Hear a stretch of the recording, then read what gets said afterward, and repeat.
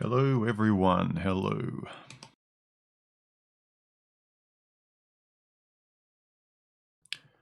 Okay, let me know if you can see and hear me.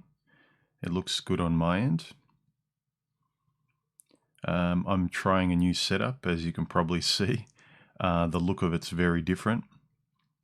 So if it cuts out, I'll switch to my old system because it took me a little while to get this working, but it looks and sounds better, especially the video. So I'm using my my better camera, so that's why it looks like this. And also when I move in, it stays in focus, and so I'm always in focus.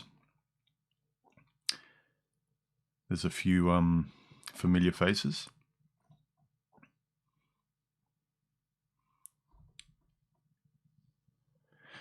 All right, guys, as usual, going to be talking about my recent video, when she drops the act but expects you to love her anyway. I'm sure a lot of guys have had this, probably a lot of girls too, but especially women. I've noticed that they love the start of relationships just like they like holidays. I think much more so than guys do. Pointing to the fact that once guys fall for something and they embrace it, it takes a lot for them to leave it. Case in point, you know, their car. They got an old car in the garage. It takes a lot for them to give it up, to sell it. The old t-shirt with holes in it that the girlfriend wants him to just upgrade. You notice that a lot of women want you to upgrade, change things all the time, except for them. They're the only things they don't want you to upgrade, but everything else in their life, a lot of modern women especially, they want you to upgrade everything. So that's very peculiar, isn't it? Especially also yourself, like control yourself, but not with me. You don't have to control yourself with me, but with all other women and the rest of the world, control yourself, behave yourself. So, Datawi's72, thank you very much for the super chat donation. I appreciate it. Remember, guys, if you want to ask a question in the stream chat there, make sure you add a whole bunch of emojis before your question, just so I can see them in the stream. Otherwise, I'm just assuming you're talking with everyone else. Also, let me know what you think with this microphone. I researched this week because I've always been annoyed. I'm very particular where I want the microphone loud and clear, but I notice when I get it loud and clear, sometimes I'm sort of maxing out the volume sometimes, or I put it so loud that you can hear every little thing in my voice, and it really annoys me. So I've adjusted a few things and I think this sounds good. Let me know what you think. Anyway. Yeah, hopefully some of you have actually heard the video I put up of Spetsnaz and myself chatting. It's been a couple of weeks in the making. I told you I had a discussion with him.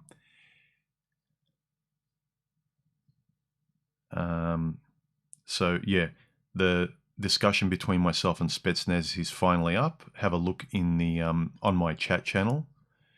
It's just over an hour long. We discuss the topic of women gaslighting you and how it actually demoralizes you and just makes you learn to just say yes dear all the time. You don't trust your own judgment.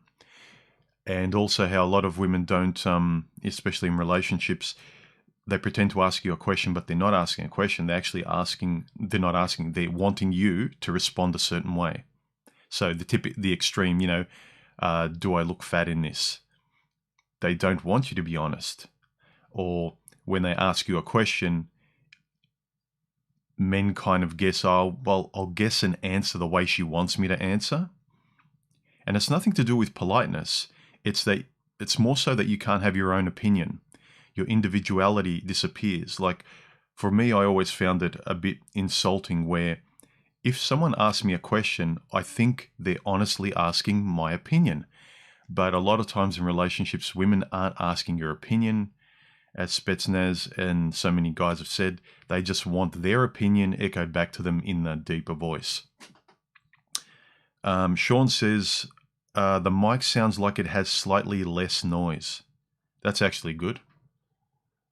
This should anyway, it's a dynamic mic, so it should have a bit less noise. Hopefully the sound of this mic isn't too radio-like. I purposely don't pick these broadcast microphones. They sound really good. They sound very podcast-ish. But when you talk for a long time, if you've got, like, I've got a deep voice, I've got sort of a bit of that harshness in the mid to low. And after a while, if you listen for a long time, that kind of voice can get fatiguing to the ears. So yeah, it depends on what kind of voice you have. Dynamic mics, these broadcast ones, are really popular with podcasters, but when you start listening for hours, it can get really tiring because it's kind of very radio-like. It's better to have like a smoother mic.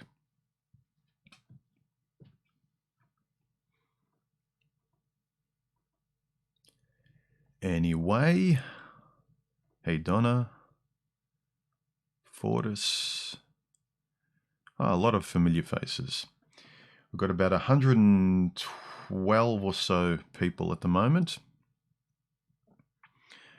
All right. Remember, while you ask your questions, I'll start off with a couple of comments from the last video. I can't read your name, sorry. He says, I think women who expect you to love them unconditionally are taking the relationship for granted. Yeah, it's almost like they don't care who it is. You're the boyfriend object. Why aren't you acting like the boyfriend? It's like, I don't care that you're not Joe, Bob, Jim, or Brad. Act like the boyfriend. It's like, yeah, it doesn't matter what your name or who you are is. John says, beware, some women can wear the mask and hide who they are really until the literal honeymoon, after you've said vows and she has the ring. Yeah. It's that acting thing I mentioned in a few videos, but particularly one where I said, whenever there's that misnomer that women change and men don't, I don't think women change. I think women act and then they get tired of acting and they drop the mask. That's what happens.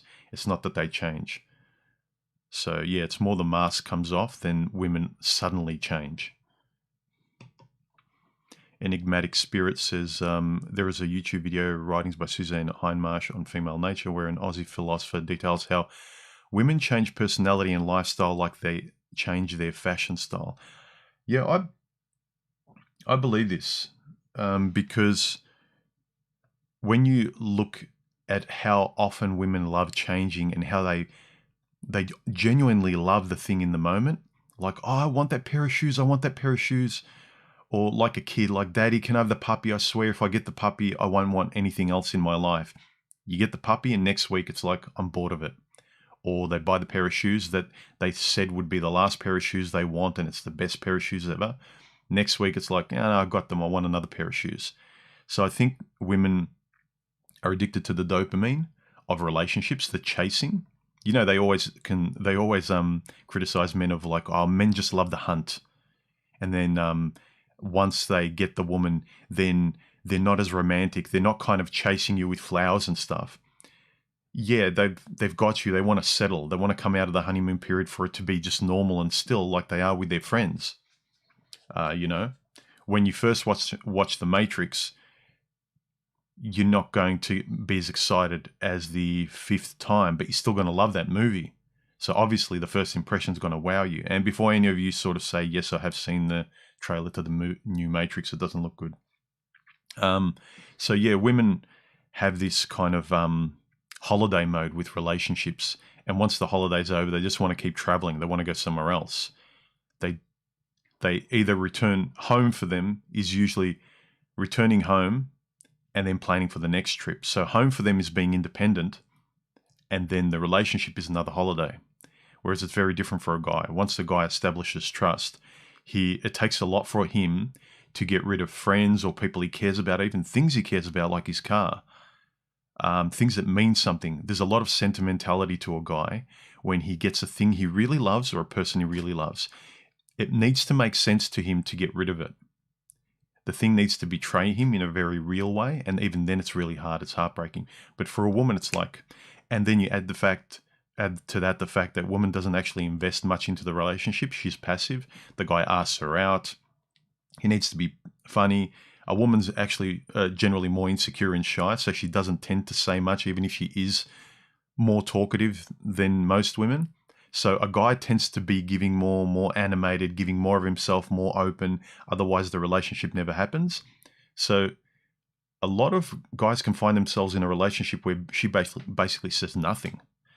So, and that's the dangerous thing. I always encourage guys, just expressively be yourself. If she doesn't like you, just being yourself, because this is the kind of person you're going to be like when you're just hanging out with her, watching a movie at home, doing nothing all weekend, going for a walk, going for a drive, doing the boring stuff. In fact, it's the way, spiritually speaking, philosophically speaking, they say, if you want to find yourself, get bored with yourself. So for you to actually come to terms and get calm in your own life with your own self is to get bored with yourself and sit in stillness, minimal, and get rid of all the distractions in life.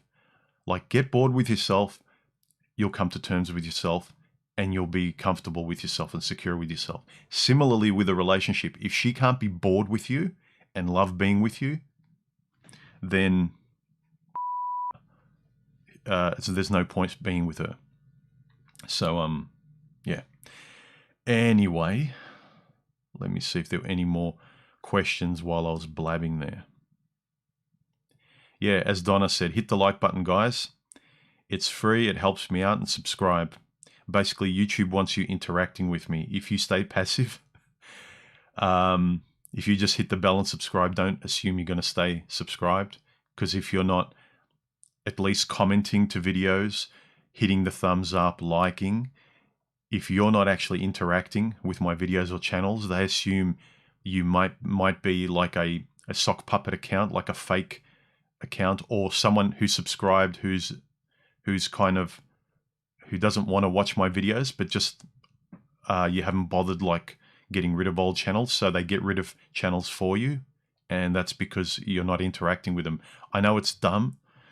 I like, if I subscribe to someone and hit the bell, I want it to stay like that permanently until I unsubscribe or change that, but that's the way the algorithm works. Hide a couple of the new faces. RMS Chess and Gears says, you can always EQ it around 1 to 5 hertz. That's the pitch for most humans tend to feel harsh. Yeah, I have. Although this microphone colors my voice a fair bit. Whereas my other ones are a lot smoother in the mid-range. I don't like to... It took me a while to kind of get my voice EQ'd properly, and so I'd rather just not adjust too much per microphone, because then I start to put everything out of whack. I think this sounds alright. Let me know if any of you guys think this is really harsh to listen to. I don't think it's too bad. I'll try another microphone for next time.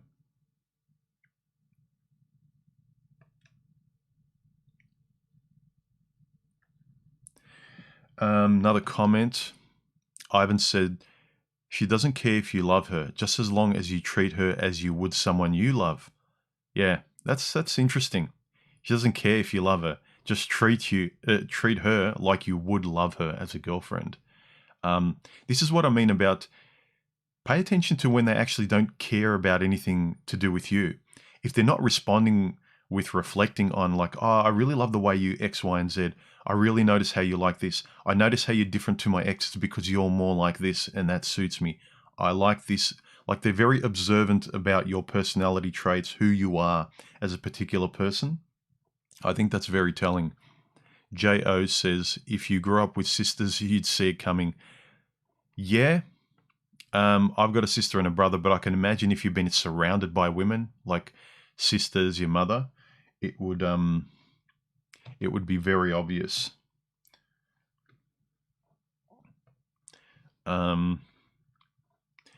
BOD says, unconventional love is like getting paid for nothing, turning up for work.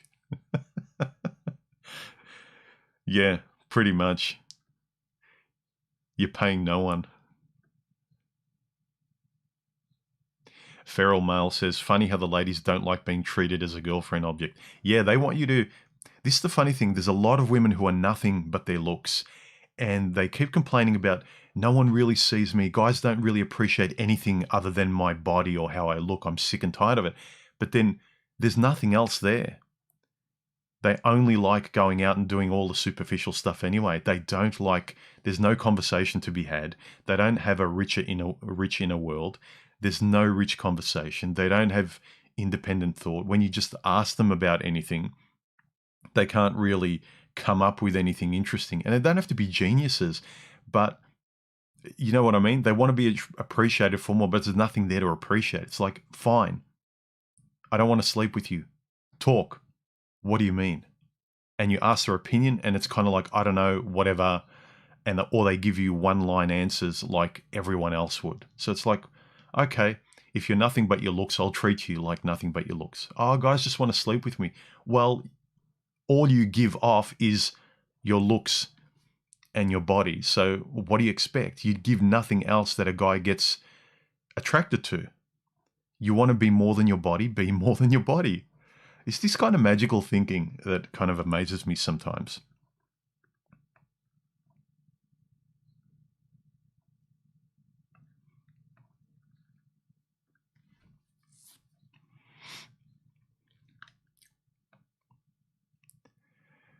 Lion says, I've noticed when she doesn't have love for you, anyone they find love for you anymore, they find small problems and make them huge and just find ways to leave. Yeah, the holiday's over and she doesn't want to break up because she doesn't want to feel shame. I mean, they don't really feel guilt, but she doesn't want to have to feel bad about anything. Basically, she was passive coming in, she'll be passive going out, and she'll make you get into the relationship and she'll make you get out of the relationship because daddy's little girl doesn't want to feel bad. She wants to see herself as the angel, the princess.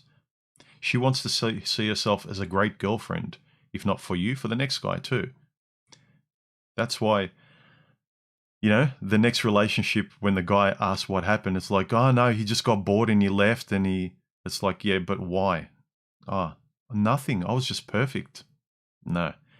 You probably ghosted him and you forced him to leave. Again, I can understand the exceptions, but generally speaking, this is a man's perspective. Particularly when a man has to try, when a man has to kind of navigate the minefield of there's something wrong and she says nothing's wrong, but there is. When there's a lot that's not said and then he's blamed even though he tries, or he's blamed for trying the wrong way, but she doesn't say anything. She doesn't make it clear. You guessed the wrong thing. Oh, wow, it's my fault. I guessed the wrong thing. Sorry. Apologies for the sun going in and out. There's nothing I can do. Hopefully, the color and the white balance is good enough because it's really bright or really overcast. It's one of these weird days. I like these days, but it's hell for the camera.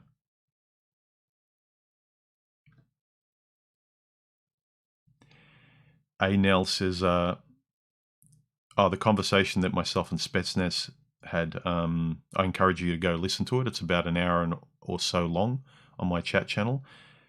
The link is in the top right of my banner on my YouTube channel. It's a little YouTube button icon.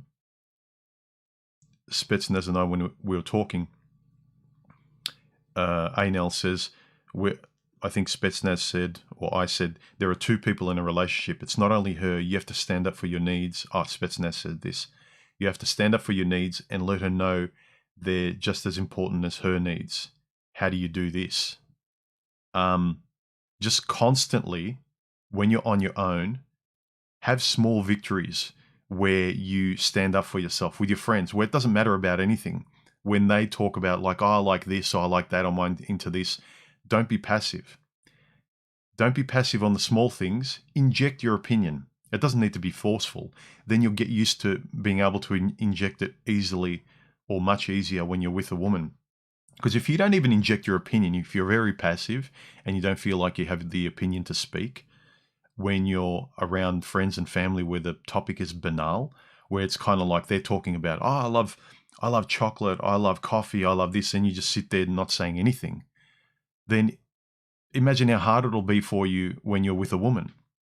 So you need to exercise the muscle you want to get strong, basically. Like you can look at me. I'm passionate, express my opinion about the smallest and inconsequential thing, and I find it interesting, right? So you can imagine why it's a little bit easier for me than most guys to say what I feel to women, because I find speaking my opinion very interesting because I want to be engaged. But if you do the opposite, of course, it's going to be much more difficult.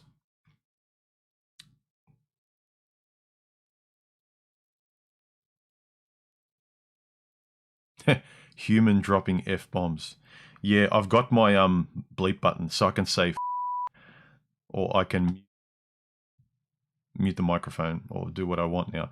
It wasn't working before, so I overhauled my whole setup this week. So that's why I'm saying cross my fingers this doesn't drop out. If it does, I'll restart it. So far it's holding up. So yeah, it's probably looking more like my regular videos, my stream. I didn't mind the way my streams look, but I was focusing manually and sometimes I go in and out of focus. And the image was degrading over time, and I don't know what was going wrong. I don't know what it was, but at least this is kind of set and forget. I just set the autofocus, and there you go. Black Magic 1087 says, I'm starting to think modern roles have flipped. Men have turned into the trophy husband and wife into the life coaches. Well, yeah, in a lot of ways. And you can argue men have let that happen.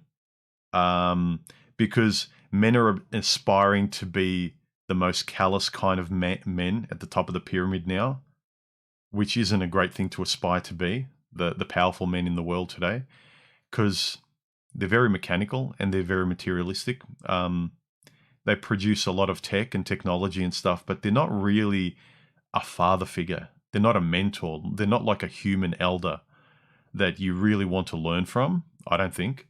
They're kind of mechanical success objects, which women love. Yeah, they love those success objects, but we don't need to model ourselves after that because of a subconscious knowing that, oh, women love it, so let me be like that. It makes sense. Yeah, I agree in the sense that, look, men listen to what women want in terms of that very primal dating. Like, what do women want? I will fashion myself in the very basic sense for the courting ritual. Like, you know, women love flowers. I don't give a crap about flowers. Sure. Like, you figure out what women want and what their script is to a very minimal degree. But we've gone overboard because of how much women rule the social landscape in terms of the script. Everything is written by women, and men feel like they just act in a woman's world today. It's not a man's world at all, which is a shame, because women aren't happy in their own world that's being run by them. It's kind of like they've got the keys to the castle and they've got the throne and they don't want to give it up even though they're miserable. Hey, Quasimandias, how are you, man? He says, lots of people can only relate to dogs anymore, and they even do a crap job of doing that. Yeah.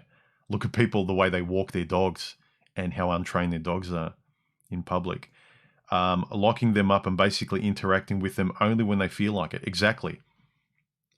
My neighbor across the fence is one of those. Felt sorry. He had these two large dogs, and he kept them caged when he wasn't home, and he was a truck driver. And he had these really big kind of sheepdog looking, European kind of sheepdog looking dogs. They were massive.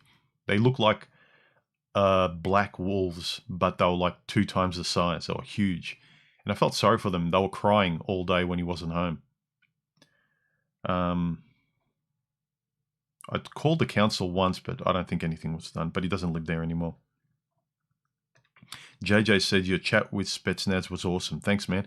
I thought it turned out well, but someone told me that I edited it probably not the best, and I'm going to be mindful of that because I did edit out a lot. I think we chatted for nearly 2.5 to 3 hours. And so I pared it back to about just over an hour. And Quasimandias would attest to this. Like, I'm very particular with, because I like to have conversations with people. I don't like to kind of put the spotlight on them like an interrogation and start it off and say, hello, Spetsnaz, I wanted to ask you a question. Like, I just want to just start chatting to the person, and then we get into the conversation naturally, and we just peter out, and then I'll edit the core of the video, the conversation, because then there's no pressure and the person can be relaxed. I actually find conversations better than the stock standard question and answer interview, although that has its place too. I think the question and answer interview is really good when you've got really great questions and answers, not your basic one, not your basic boring ones that you've heard a million times before. But if it's on a topic, I think if it's on a topic that you're both going to talk about, I think it's better. Like, if I'm going to talk and interact, share my thoughts on a topic as well as Spetsnaz, I think it's better to be conversational. If it's just going to be me asking him opinions, if I'm really interviewing someone, that's different. Then you can really keep it tight. Then you can pretty much just upload the interview. But mine aren't interviews, they're more conversations around a topic. So yeah, I edited a lot of, I think, more myself, where I felt like I was waffling on. And my friend Karu kind of actually said he could tell where I edited it out, because it seemed like we started talking about something different. So my bad. Anyway, have a listen to it. Let me know what you think, guys. I thought in general, the topic we discussed, we kind of touched on some really good points in very interesting ways. So have a listen. Yeah, Roman says, hello, morning human, my fellow Melburnian. Nice cool spring day here in Melbourne. Yeah, it is. I was going to wear a t-shirt, but it was bloody cold.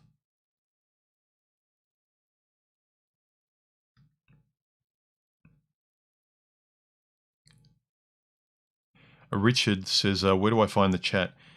In my about section, I think I've got the link to my chat channel, but also in the banner, the top banner of my YouTube channel, where I've got my ugly head on the top right. Sorry, top left. No, top right. Top right. The little icons in the banner. The one on the right most is like a little red YouTube button. Press that. That should take you to my chat channel.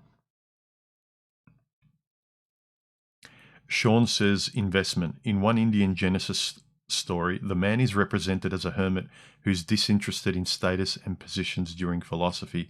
His wife does everything. Yeah, look, I don't know how much I agree with a lot of the posturing of the PUA community, and I'm not suggesting you're this way or that story is meant to be referring to that, but where it's kind of like the woman submits to a role of like doing everything like a servant, and you feel great as a detached master, kind of like a master dog relationship. The difference is a dog can't speak, and the relationship a man and his dog have, when you treat the dog properly, as Quasimandias mentioned, like when you actually interact and give the dog what it needs to be walked, it needs interaction, you need to listen to what your dog wants. But the fact that your dog can't actually speak, there's limitations to a relationship with the dog, but it's actually very deep, very instinctual. And I think a lot of the reason why it feels great with guys, why guys find a dog a man's best friend, it helps guys get in touch with a man's intuition and feeling in relation to having a relationship with something, where it's very disjointed with the wrong kind of woman, especially when you've got an incompatible woman that you're going out with, which 90% of us have been with and continue to be with. Compatibility with someone is very hard, because in that sort of drunken honeymoon period, all you see is stars, and, you know, in the old Warner Brothers cartoons, you just see sort of birds and hearts floating around your head. You're blinded and drunk by the person in front of you, by the visual, biological drug of what's in front of you. it takes a while for the prefrontal to get hooked in, or if you're more of a thinker like myself, which has its downsides in some parts of life, but has its upsides when I'm in front of a woman, because I can't not pretend to see what I see and what I interpret. So, yeah, I've never been a big fan of that kind of overly treat your woman like let her be overly submissive, and it's kind of like that master pet mentality. You guys that get off on that, good for you. Not for me. I want to have a conversation with someone, which is one of the actual. I want to see if I can find it. What someone actually left a really good comment, and I'll bring it up. It's an old French proverb that says, "If you want to marry, look for conversation." So even if you don't want to marry, if you want to have a serious relationship, look for conversation.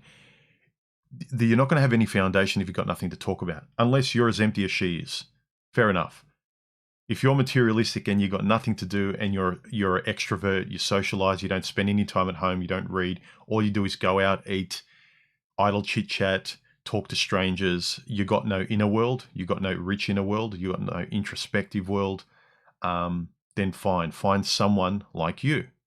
But when you know who you are, you need to find someone who approximates your world as well, who you can relate to. JT Abundant Mindset says, women expect you to love them after bait and switch simply because of their innate solipsism. Yeah. If you're going to relate, you've got to realize you've got to come out of your shell and relate to another person. You can't just be saying, I want to relate to a mirror of me, and as soon as they don't reflect how I feel in that moment, solipsistically, then I'm out. You have to realize you're not the only person that exists. And I think a relationship of the intensity that typically romantic ones have should remind you of that. Dominus said, they don't understand the dynamics of attraction. They think people love each other randomly and thus assume they can act however. I think I cut off his sentence, sorry. There's probably more than that. But that sentiment I agree with, where I think I mentioned it as well in the video, that she thinks, like, I'm not really attracted to you because of who you are. I like the effect of who you are. So I can't understand, once I've gotten you to love me, why you can't just be happy with the effect of me, the outer shell. Well, no. I thought I fell in love with some substance. As it turned out, it was a mask. It was you saying yes and being agreeable and polite. You thought that was the right thing to do. And it is. It's good to be polite, but be honest. Like, show your personality.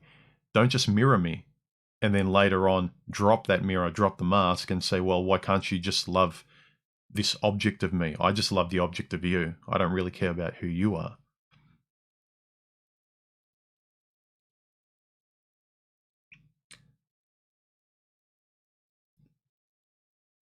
Richard says, yes, human. It's not complicated except when you after the optium for the I can't understand your sentence. Sorry, Richard. JJ says, never give a woman 100% ever. Yeah, at the very least, like, understand your independence and who you are. You know where this also comes from, I've recently realized, is that particularly when you're with someone who's incompatible, and like I said, 99% of, or 90-something% of people, including myself for the longest time, you keep going out with incompatible people who may be nice, may be your type attractively and superficially. You can enjoy time around them, but there's just something off.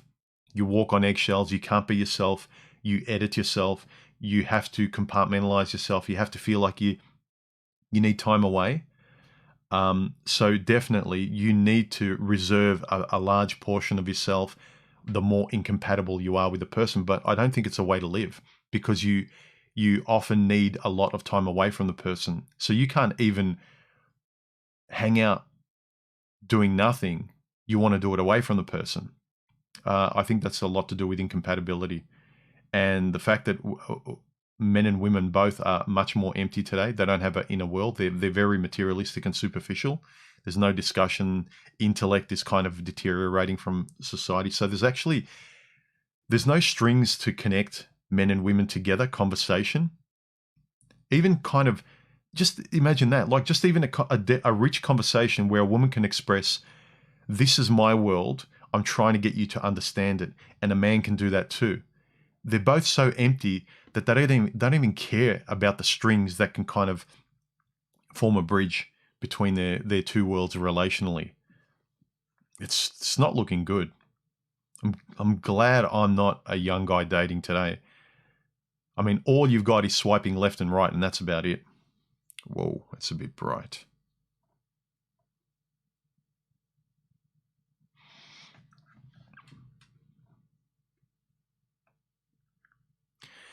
Moonshot says, the only thing that offers unconditional love is a dog, to be honest. Humans can easily stray.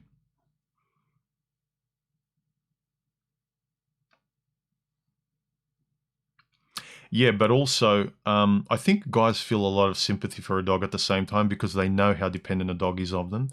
A dog's got a lot of anxiety when you simply leave the home. He loves you so much, but he kind of loves you in a very dependent survival way, and a man kind of feels that. So there's a lot of pity involved in a man's love for a dog. Don't forget that. But when it comes to a woman, I don't want to love her based on pity. You got to make a distinction between that and know how you love. You love a dog very differently. I understand the good stuff, the loyalty and all that, but you can't expect to model your love for a woman after a dog. Because a dog or a pet, simply because of its dependence and its anxiety based around survival, there's a lot of pity, which is a good quality, like a sympathetic quality a man has to a dog, that his love for a dog is that much more because he sees how much the dog loves him in a survival, anxious sense too. So don't forget that too. Yes, dogs are great. I understand. I'm not saying they're not, but don't model. Be very careful how you're modeling what your definition of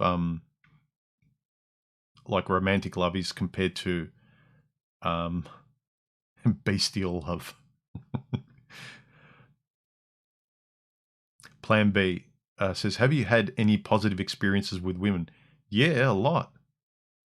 Particularly at the start. Like, I've had a few long-term relationships. At the start, they were great. I wouldn't have stayed there if they weren't. It's kind of later on. They didn't turn out great. A lot of them right from the start, they weren't the right person.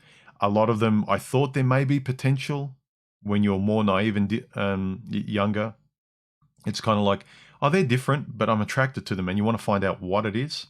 Then later on, you find out it's just the biology, or it's just they might have been attractive as friends, platonically, but because they're a good-looking female, you just think, well, I'm attracted to them as maybe as a person.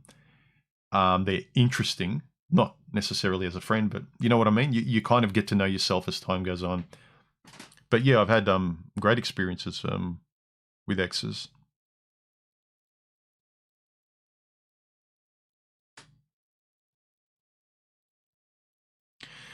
Nell says, Human, I've been watching Corey Wayne as of late, and he's been going hard at the Red PILL community, calling us TOXIC and weirdos.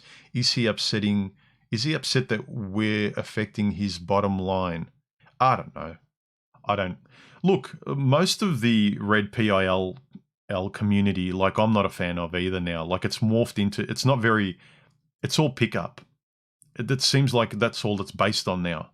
It went from a very self-reflective philosophical understanding that was kind of derived from the Matrix, which is where the term comes from, and now it's kind of been co-opted, and now it's all about pickup.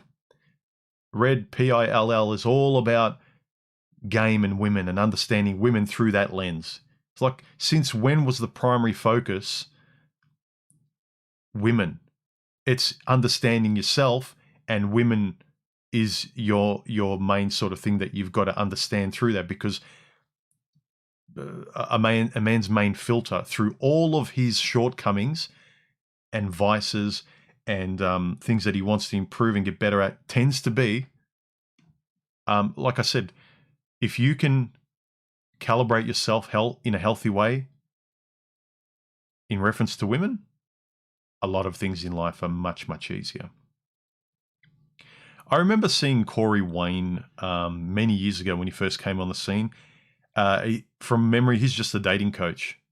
So I think, I don't know, if he's getting upset at the red PILL community, then he's getting upset at other dating coaches, not what the core of red PILL is. So I don't know. I haven't watched his stuff. I just remember I switched off when once he said in a video that you got a girlfriend that kind of, she leaves you and then she wants to come back. His attitude was very casual, like, yeah, come back, baby. We'll see what happens. You know, live in the moment. Don't resist a good time if you're having one. Don't be too, it's like, no, I'm not going to keep running through a loop of the same bad person in and out of my life because it didn't work with another person and I can never move on. Like, much of his dating advice doesn't apply to me. Like I'm a long-term person. I don't like spinning plates with multiple women and the hookup culture.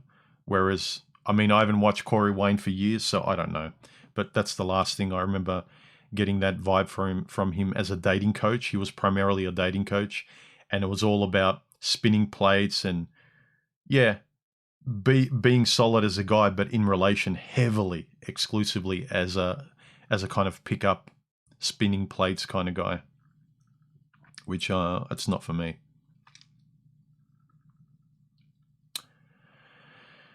Tokyo Traveler, thank you very much for the super chat donation. Appreciate it, man. He says, unconditional love is often a result of fear. The unconditional lover is often afraid that he will never find anyone else that will be with them and are scared to never find someone to love again. Yeah, there's a lot of fear based on just saying yes all the time and being agreeable and never showing who you are. Ooh, my camera's holding up so far. I might have jinxed it, but like, let's hope it keeps holding out. The other thing is, like, I know this camera is susceptible to overheating, so I don't know when it'll overheat to the point of shutting off. Hopefully it lasts at least 2 hours, because I try to keep my streams to like between an hour to 2 hours if I can help it. We've been going for 42 minutes right now. Who Cares says, I'm 23. I was in a 4-year relationship. She left because I spent more time on my band than her. Yet she knew it's important to me. It didn't matter. And I made it worse trying to get her back. Yeah. She probably got with you because you were in a band in the first place, which is a ridiculous thing. That's the funny thing when women will be with or marry a rich guy and then they'll complain he's not home enough. It's like, where do you think the lifestyle that you're attracted to comes from, you moron?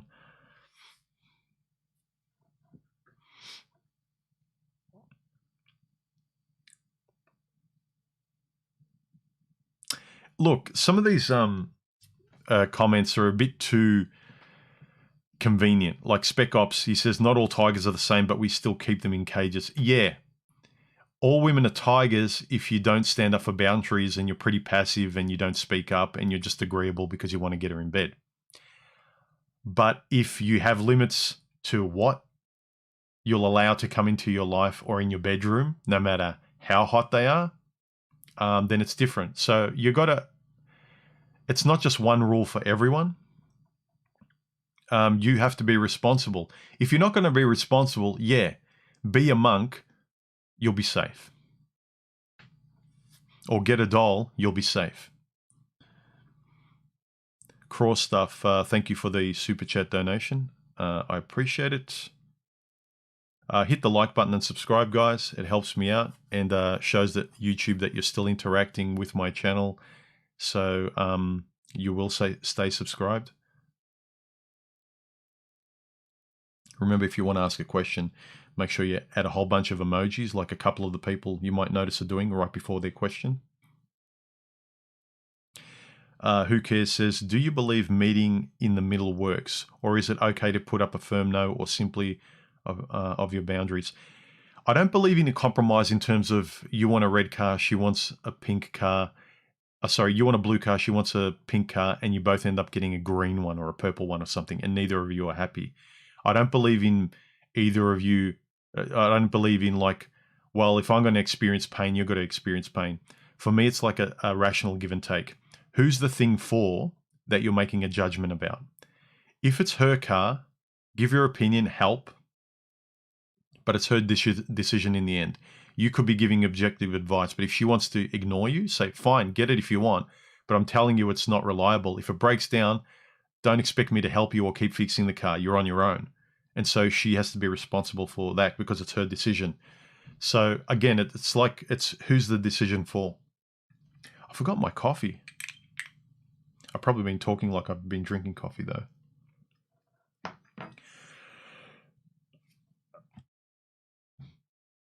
See, I've got a mute button.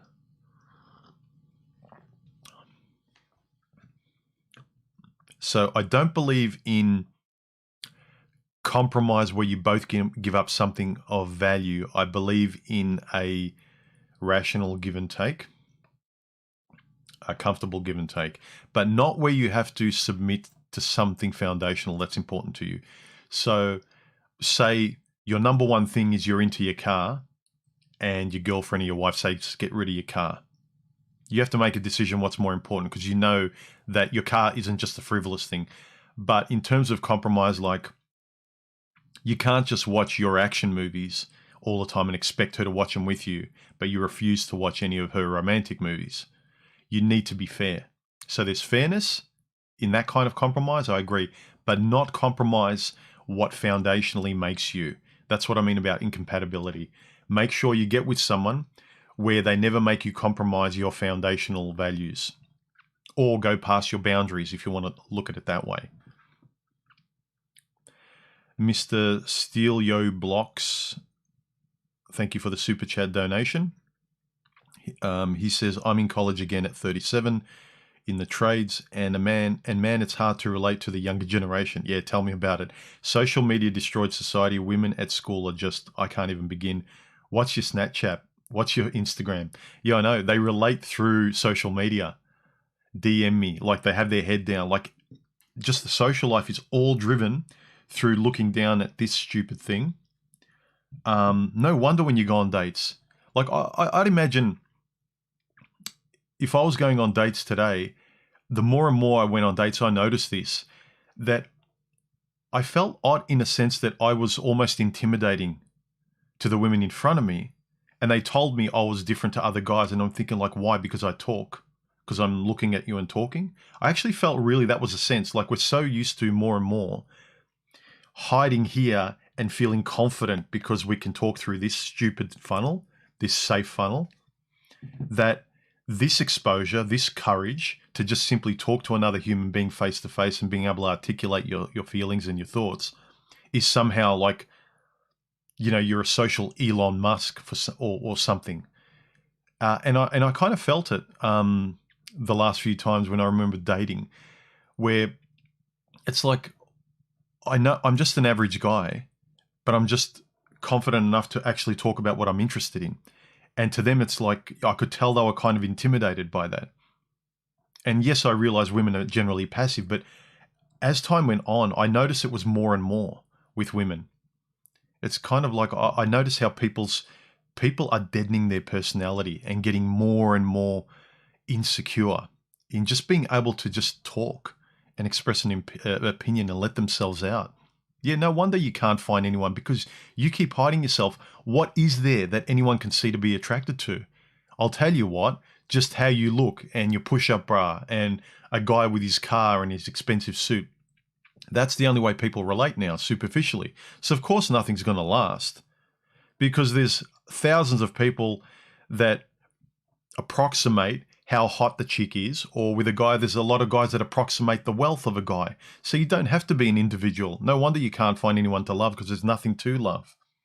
You're a cardboard cutout of a successful guy, or you're a cardboard cutout of a sexy chick. Why should I date or marry you compared to someone else? Tell me. Please give me some bullet points of why you're better than like on a date.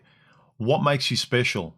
Not in a condescending way, but like I've said before, like ask a woman, have some needs, say, what makes you a good girlfriend compared to all the other women out there? Like, I really want to know. Like, not in an aggressive way, but like, I'm interested. Like, let me know. Because like, I really care about who the person is. Like, tell me what makes you a great person compared to all these other women out there. Because I'm tired of it. I'm sure you are. Like, be able to talk like that and see if they have anything to say. Women almost have nothing to say. They're actually surprised you're asking them to self-reflect. What? You want to know if there's anything inside?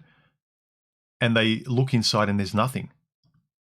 Know what's inside, gentlemen, for yourself first and foremost, and then it'll be easier for you to relate to people in the world. You'll know much easier if it's someone you can have in your life, or if you're going to be bored with them in 5 seconds.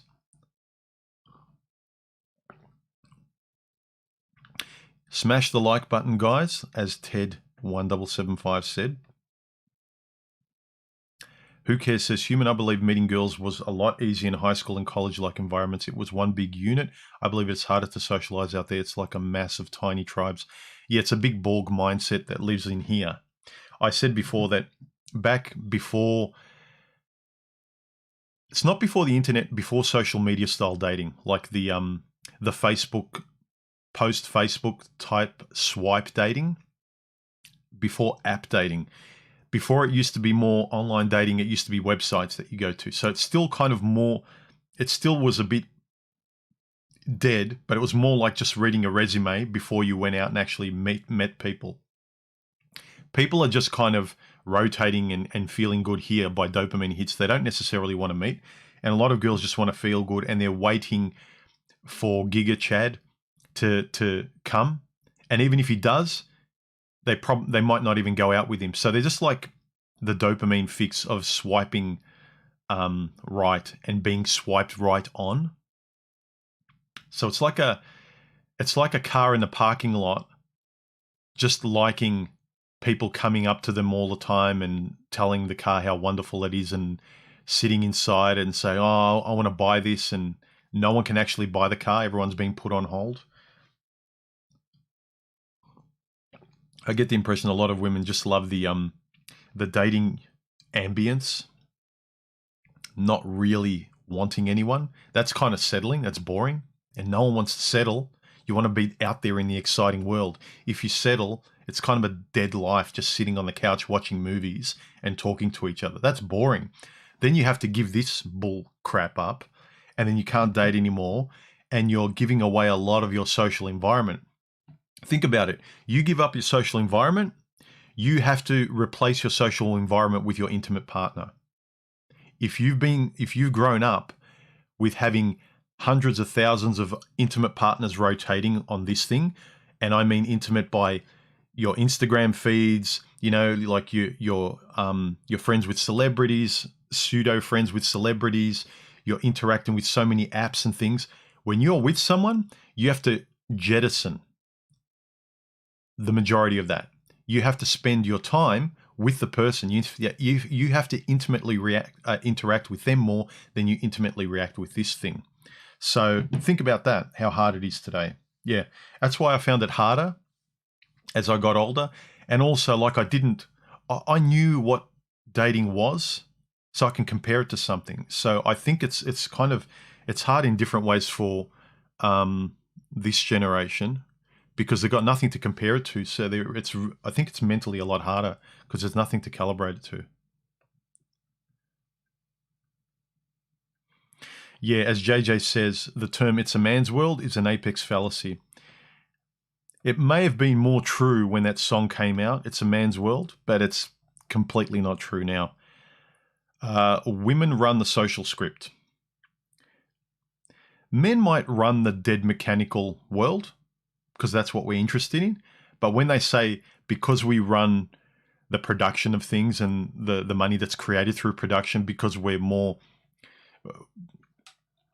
interested in that, and we work ourselves to death, and women don't, of course we're going to always be richer and running those things, because we spend all our time there. We don't have as balanced a work life as women do. Women are more sensible. But if you've got an obsessive guy, let me rephrase that. Women are more instinctually sensible. But if you have a guy who's just obsessive, who has to work and is antisocial, you're going to get Elon Musk's. Your personality isn't like that. So, you know, anyway. Mr. Highway, how you going, man? He says, I'm not quite sure if love is even real. It's all conditional. Yeah, I agree. Love is conditional. It's all conditional. It's conditional on their personality and yours. It's conditional on talking. It's conditional on everything. Like even like you might say kind of you love your family, but if your family crossed a certain line, they burnt your house down, they stole all your money, they kicked you out on the street, you couldn't love them anymore the same way or at all. So all love is conditional. I don't care what it is. If they treat you in a completely different way, that's by any stretch of the imagination obnoxious and cruel, of course it's conditional. There's a baseline. You go below that, then sorry, you've crossed the line. He says, if it's conditional, is it even love? I think love is an abstract concept to us like heaven. It's like the shadows of Plato's cave. Perhaps. But again, I think the more conscious and compatible are with the relationships you have, friends, lovers, hobbies, what you give and what you give back, if it's a loop, a good loop that you can accept. Like I put a lot of effort into my videos and it's draining, but I get a lot back. So it's still a two-way street. Are you conscious enough to kind of realize in relationships, I'm aware of how much she's asking and I may not want to do it, but I'm getting enough in return that I do like out of this relationship. I'm not just submitting to her. So you just got to be really conscious about what give and take works for you, given who you are, and you have to know who you are first. And a lot of guys don't, because they're following the lead of women today. Like I said, women run the social script. Women generally out there, the modern women are empty. And so men just kind of go, well, look at the quality of men on YouTube channels that are talking about dating and take a look at the quality of women when they put up TikTok feeds and they comment on how dumb women are. Take a look at these women. Yeah, of course, man. And if you go for them, what's your intellect and your virtue like? If you're on their level, man, I think you need to lift your game. So, yeah. Lay with dogs, get fleas. I don't know, all that stuff.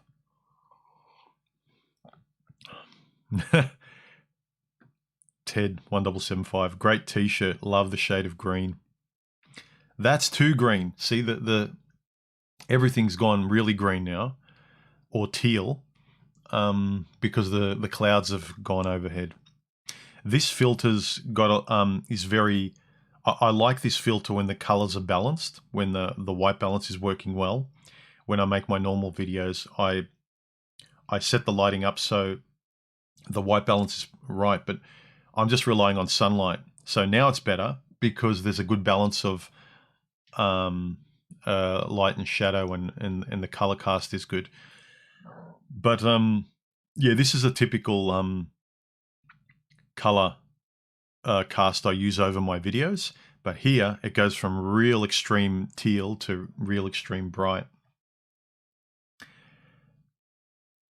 This is what you get in the live stream. Sorry.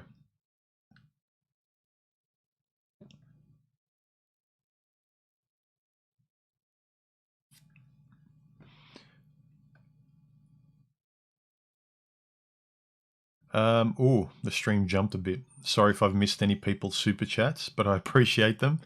Let me know if you had a comment in your super chat, but I didn't comment on it. I'll start at the top of how much I can go. Mr. Highway says, why do you think dogs are incapable of love? They are, but just to realize what range of love dogs are capable of and how you love dogs compared to how you love a human being, and the range and capability of what a human being is capable of and what you require of them. There's obvious limitations to dogs that you don't expect them to go to. Not so with a human being. So I'm not saying you can't love a dog and a dog can't love you, but I'm just saying that the love is different and should be different. There are elements from the loyalty in dogs and elements like that that we can sort of learn from and expect, but not to, you know, equate them.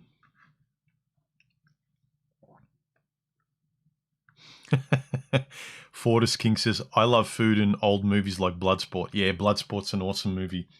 Van Damme. Kumite. What the hell is a dim mac? Sean says, human, do you think removing negative influences, even if they've been friends for a long time, is a good thing? Yes, especially if they're affecting you and frustrating you and you notice they are. If they're just the mild kind of, I can't expect people to be exactly like me, everyone has the right to their personality and they're not imposing it on me, that's different. But if you notice they're actually negative affecting your life and you want to move on and you can't because of them, that's different.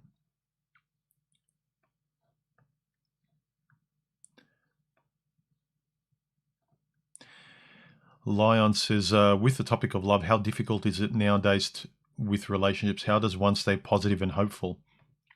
Know where you stand in relation to women, romance, what you want, what boundaries you won't go beyond, and express those at the start. Don't just be a yes machine to get her. Don't try and win a woman. Be yourself like you are with your friends. I know it's hard. I know a lot of guys said, well, if I'm just like that, I won't even get her, human. It's like, good. At least you'll save yourself long-term heartache. You'll save yourself a lot of wasted time. Nothing's better than when you're yourself and she likes you. If it doesn't happen, good. At least you like yourself, your friends and your family like you.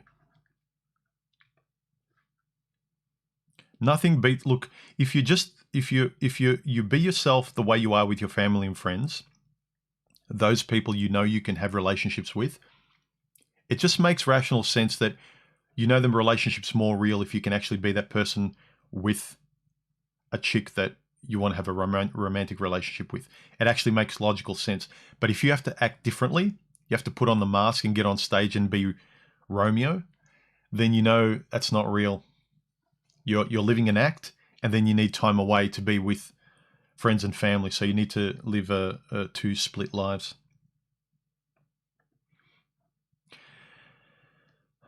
Oriental medicine, martial arts says, I believe unconditional love is pseudo-spirituality. Even in genuine spirituality or religion, you have to work and learn blessings through intent and transformations for the goals you want. But you can't stay in your head too much as well. So there's the kind of notion of being intentional while also letting go. So there's that kind of nice balance. You can't go too far in either direction, and human beings like being very binary. They find the middle ground very hard.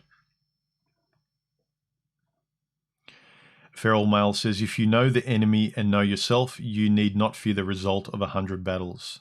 Sun Tzu, The Art of War.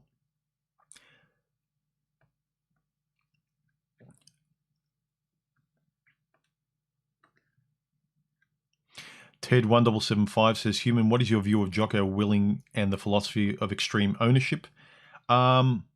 I generally agree with it. I'm not saying to irrationally accept ownership for things that really it weren't your fault. Like if your ex or your boss really treats you obnoxiously and unfairly, you can't say, well, that was my fault. You can acknowledge what was objectively their fault, but acknowledge at the very least objectively what you allowed to happen to you or how far you let it go, things like that. But generally, I like Jocko Willing's extreme ownership principle. I'd rather lean in his direction than sort of passive victimhood. I hate that direction. So yeah, I'd rather, if I had to choose one, hands down, I much more agree with his. I think it actually it gives you his extreme ownership. I'd say actually even more when I think about it. I'd much more side with him at the drop of a hat, because even if you take on the burdens of others unfairly, at least you're always responsible. You always speak your mind. you don't care what people think, as long as you're respectful. So yeah, I like it. Yeah, Jocko Willink, not willing.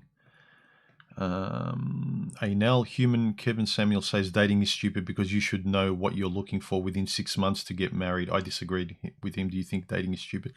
Within 6 months, phew. Again, everyone's different. If I was the marrying kind, it would take me years. And I'm saying minimum 3 to 5 years to know if I wanted to marry the person, if I was the marrying kind. 6 months? Look, I don't know. Unless you're a guy that's fairly old and you're fairly intelligent and you don't want to date young bimbos that you have nothing in common with, then you tend to date older women and their clock is running out, so you can't afford to waste a lot of time. I get it, but 6 months, no, that's a bit risky for me. Again, everyone's got their own opinion. JJ says, Human, I strongly believe that 40-odd years of neoliberalism and economics has had a profound effect on Western culture, particularly Australia, and in turn, the mindset of women and men.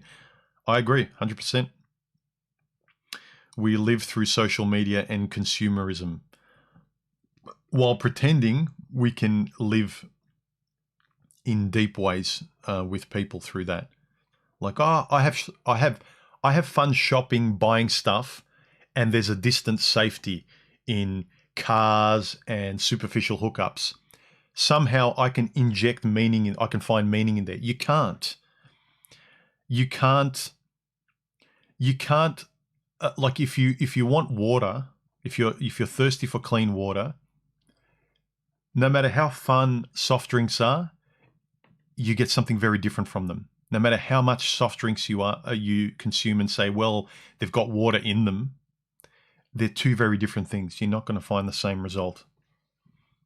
It's too. Look, women who drive today's everything, but especially like the hookup culture, they'll say, well, you never know. You can find love in hookups. I had women in a couple of recent videos saying I'm demonizing hookup culture, that you can feel something for someone, but it's very unlikely you're going to form long-term relationships because the two of you are having fun. Whereas if you both intentionally go into it wanting to be serious, it's more likely you're both going to trust each other to be serious. But if you both go in there hooking up and spinning plates, it's very rare, and I think women love this romantic notion, like the exceptional thing happened. We were all hooking up and I just found love and we weren't even looking for it. It's like a romantic movie for women. They don't go about it in a very boring way to get what they want. They'll go into a hookup culture to try and find meaningful long-term relationships rather than going into the predictable dating, stable sort of normal dating sort of thing and trying to find no, it's boring. I want it to be a surprise. I want to be surprised and, I want to find the man of my dreams in a gangbang. It's like, yeah, good luck. Stay in your romantic fiction. Enjoy your cats. I don't have patience for children who are kind of saying, but it could happen. Sure, but the chances are 0.00 something percent. And I can't deny that you're not right. It could happen. The chances are this small. But the old ways of going about getting with someone, if that's what you want, the chances are much bigger. They're not point something. They're 20%, 30, 40, depending on how you go about it and who you are and what your boundaries and stuff are. It could happen. Yeah, okay. A Victoria's Secret model could knock on my door and ask me out. Could happen. But really, is that what I'm going to bank my strategy on? Grey Matters, thank you for the super chat donation. I appreciate it, man. Thank you. Roy says, you have a fan to call your camera? No. I'm using a EOS R. Look, it's been going okay for the last hour. Don't jinx it. Although it does shut off the monitor after 5 minutes. I've got that set. So maybe that'll keep it under a certain level. But if it shuts off, at least we got an hour on something out of this stream. So if I do shut off, it won't be a polite goodbye to this stream, guys. But the autofocus is really good on this camera. And sometimes the manual focusing on my GH5 that I usually do my streams on was sometimes annoying. It's getting old too. It's like 4 years old. It's still a great camera. It's so good. This one's kind of finicky. When you get it working right, this camera's good, but sometimes it's hard to work with. But the GH5 is always works every time. It's a workhorse.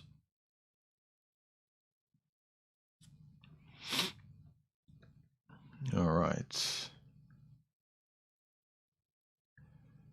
Political questions, I have no idea, guys. I don't have much of an opinion on political questions, so I'm not going to answer them. Sorry. Black Magic 1087 says, a man expresses his love to his partner through his actions, not through materialism or idolatry. Yeah, it's quality over quantity. This is right. This is why guys kind of get confused where a woman, a lot of times a woman will say, well, she doesn't actually count what the things you do and how you treat her or your personality. It's like you just got to keep doing stuff.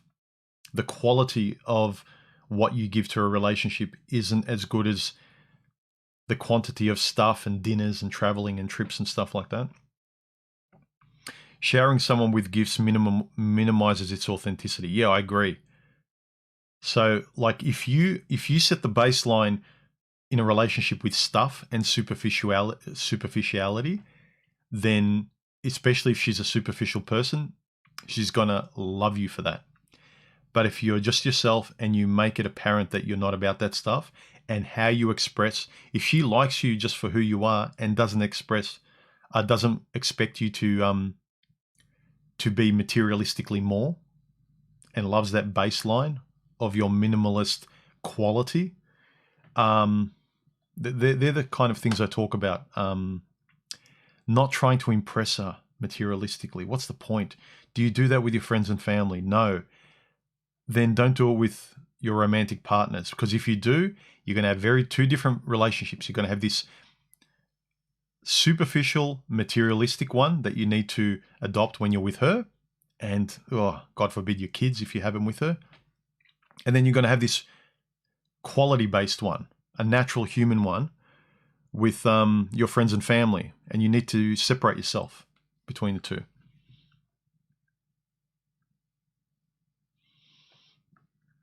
Hit the like button, guys. Subscribe.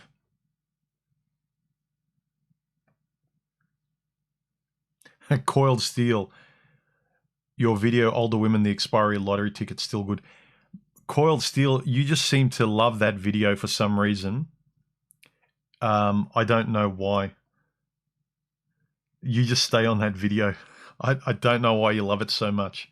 Yeah, I know it's my most popular video, but that's kind of, I don't know.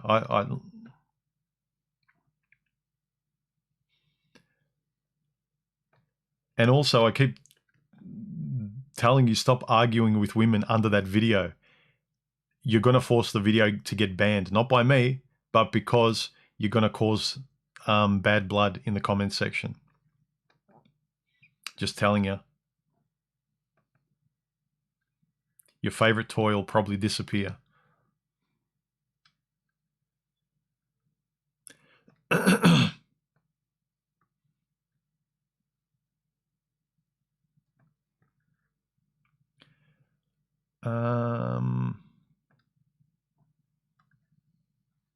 Yeah, Moonshot says, that's a great point, human. Be upfront and do not beat around the bush, which saves a lot of time and pain. Yeah. Mr. Lost and Found says, human, if romantic love is a form of unconditional love, I don't agree with that, but he says, what is your view of an often unconditional influence of male thirst? Yeah, when you're really thirsty, then you're probably more believe. I don't think you believe in unconditional love, but you're more likely to believe in a woman telling you that's real because you're just so thirsty for her. You'll say yes to anything she says just so you can quench your thirst, but it's not really coming from you. I'm talking about when you're sober and you can actually think and make a decision. Roman says, do you realize how lucky we are that our parents and grandparents did not have the Tinder, Bumble, etc. You and I and those of us over 45 who grew up in two-parent household may not be here. Yeah, I do. I'm really grateful for the way I grew up in terms of my mental stability. I remember what dating was like.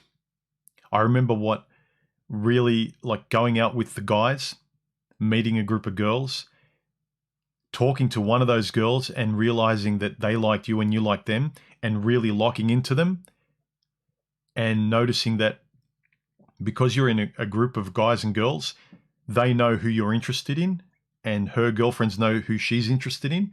And so I don't treat her bad. She doesn't treat me bad because she ruins her reputation.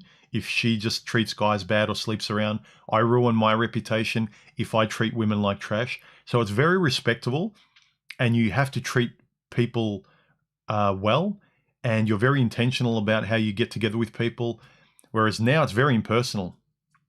Guys and girls today are dating in the same way that guys used to watch a lot of porn online. It's leaned more into that depersonalized, fun, frivolous, throwaway kind of way. Dating was never as throwaway. It was really meaningful and made you feel good. Sure, you get your heart broken, but it was kind of real. Now it's not. People just ghost each other. They pretend. They turn up on dates, not talking. They don't have anyone inside to... Like before, everyone had a personality. Like if you didn't talk and it was nervous, like, you know, even if you were nervous to talk to a girl, you had to fumble your way through because there was no other way. If you didn't say hello and even try to have some sort of opening line to be able to kind of break the ice and get to know the person, it was really nice to be able to meet someone and really connect. You don't connect with many people. You go on a date and there's no connection because no one has anything to talk about. Everyone's here. It's like the girl's like, yeah, I showed up. Why isn't it working? Because there's no one inside. You don't want to talk. You don't care about the human interaction. This is where you live. You don't live here with me having a conversation with another person. So yeah, I realize how lucky I was. That's why a lot of people are in midlife like us, that we talk about the good old days, and everyone does. The older you are, you think the good old days were better, but I realize it's because you were younger. But it's also because objectively, human beings were interacting more. So I realize that my grandparents would say their days were better because they don't understand my days. But objectively, we're not interacting as human beings. So I talk with older people than me, my grandparents or parents, and they'll even say they'll agree with me on the points that were better in our day compared to now.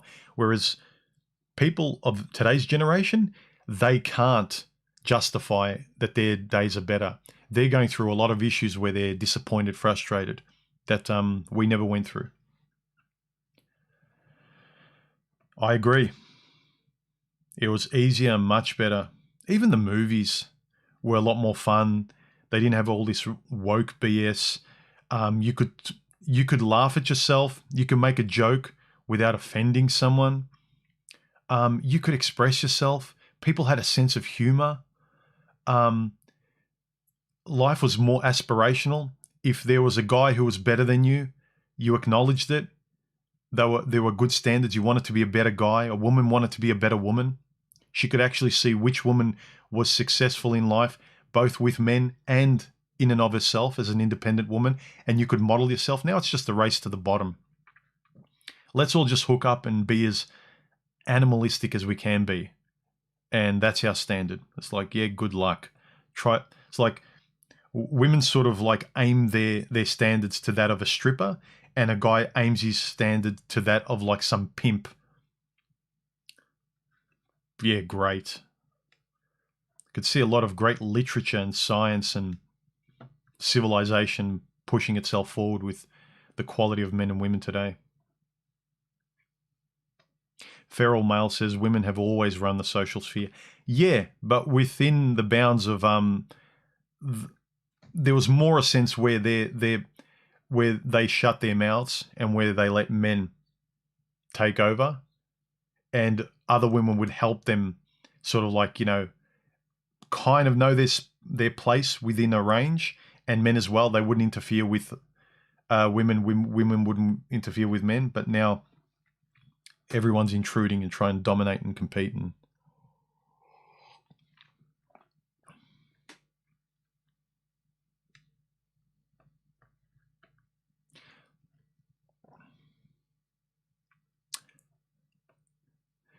men love dogs, women love cats. Generally, I'd say that's more true. Although I've noticed more women liking dogs, but then again, women have adopted a lot of masculine traits lately. Maybe it's a reflection of their lifestyle. They're much more, they're living much more independently like guys are. And so maybe with that comes a lot of these traits that traditionally were male. I don't know. But I've noticed more women are into dogs than when I was young.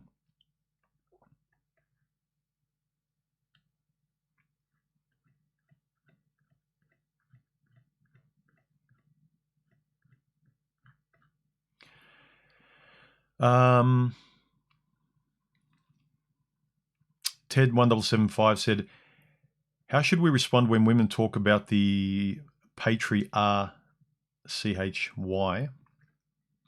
have read women try to make the manipulative argument that exist, rescue men from I can't even say the word. You can read it. From, yeah, women who believe in manpower. What do you tell girl power who believes in manpower? Nothing. If it's kind of like two religions trying to convince each other. I think you can get a sense of when someone's willing to have a rational conversation with you. Don't try and resist the urge to change the people's minds like that who are like fanatics.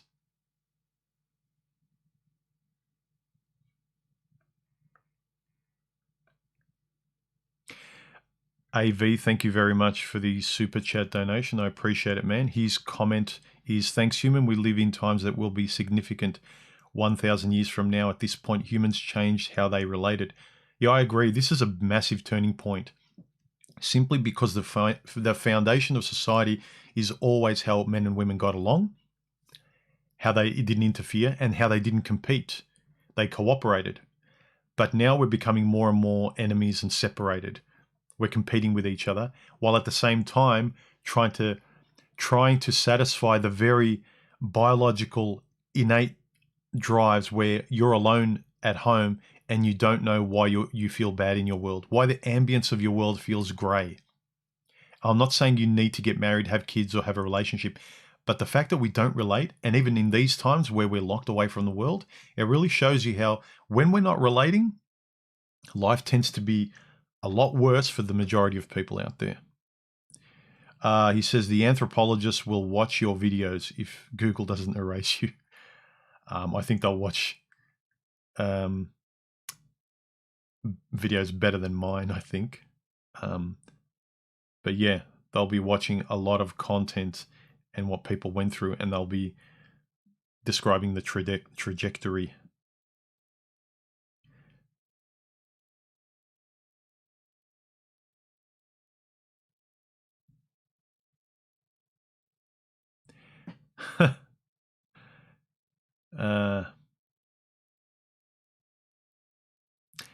Donna is responding to Ted saying, "What drugs are these Sheilas on?"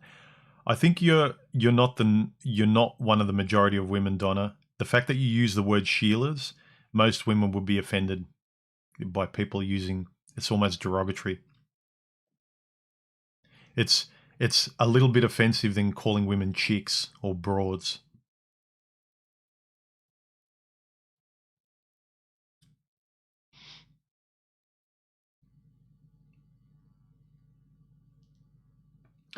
JJ says, I'm 52 in a week. I used to think I was unlucky for not having been married. Now I think the opposite is true.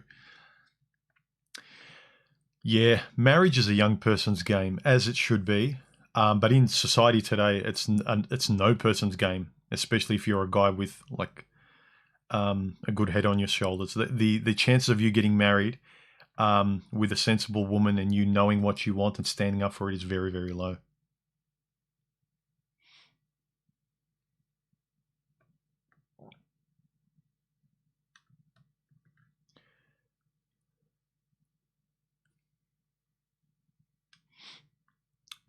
Mr. Highway says, I used to think I wanted a dog. I actually really like cats now. They are cool. Yeah, I know a couple of guys, friends that have cats. Again, depends on what works for you. I'm more of a dog guy.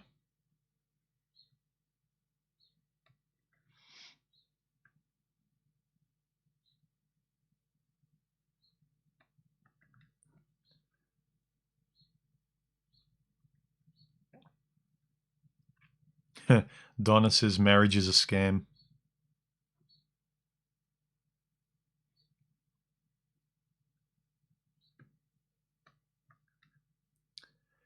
Remember, guys, if you want to ask questions, put a whole bunch of emojis before your questions on the right.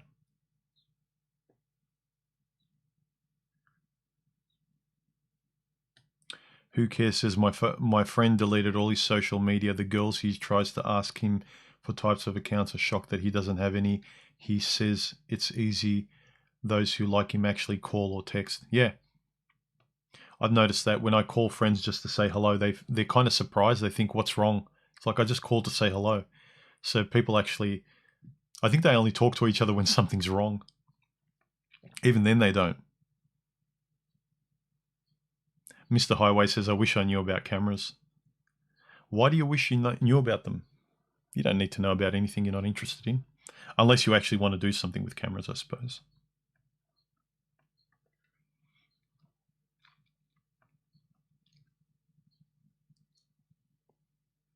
David says, speaking of unconditional love, thoughts on today's very high divorce rate? Since last checked, it was 55%. Yeah, it's been between 50 and 60 in the West generally for a long time now, for a couple of generations. It's what it is. Isn't it funny how the divorce rate is almost on par with the amount of women in university?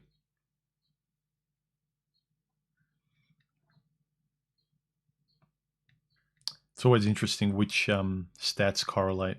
I'm not saying that one correlation equals causation, but it's interesting.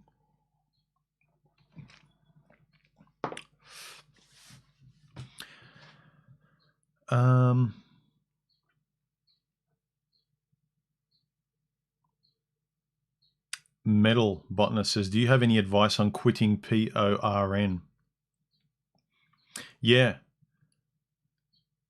After the money shot, just always remember how you feel.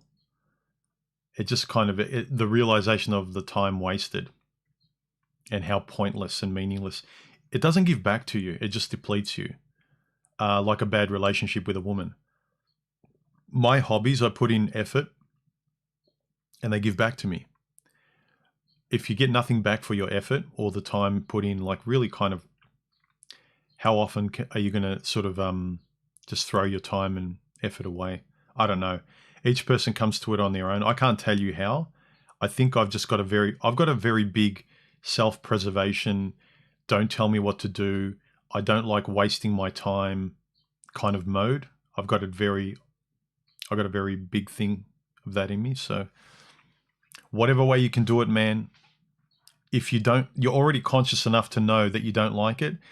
However, you can brain hack yourself to hate that part of you or to see it as a negative and not want to do it again or limit it severely and just notice the quality of your life, the difference. I suppose it's no different to sort of eating. Like if you can't sort of lose weight or get healthy, notice the times you let yourself down. Be better to yourself. Stop treating yourself like crap. I don't know. I can't actually give, because everyone's different. It's not one of those things where everyone's reaction and mechanism is the same, so I can actually give you what works for me or other people is the same. It's very different. It's like alcohol or food. I don't get addicted very easily to substances. I'm very much a control freak. So what my suggestion is may seem very glib to most people. In fact, I'm sure a lot of people who watch my videos think that, easy for you, human. I do have mechanisms in me and reactions and reflexes that are probably easier because of my control freak hard wiring, whereas other people might not have that. Let's go through some of the...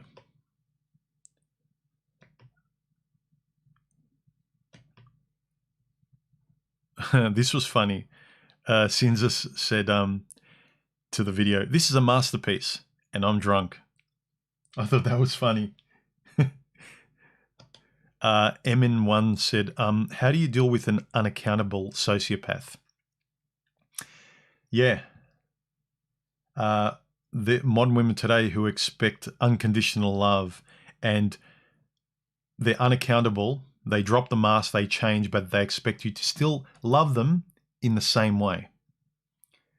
It's, you know, if your car stops, you can't pretend that your car's running. Why can't you still pretend and appreciate your car as though it was working? Because it's not. I can't pretend something isn't.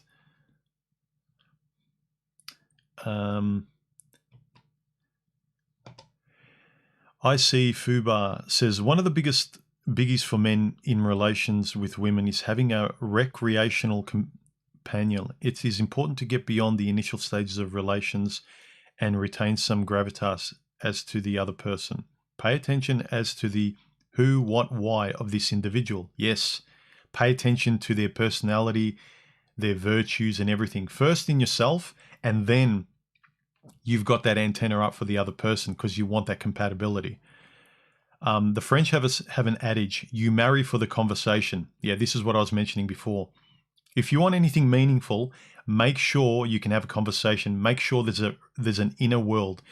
If you've got a rich inner world, make sure it's reflected in the other person. It doesn't need to be, they don't need to be into the exact same things as you, but the style and the mechanism and the personality and the way in which you interact needs to be similar, if not identical.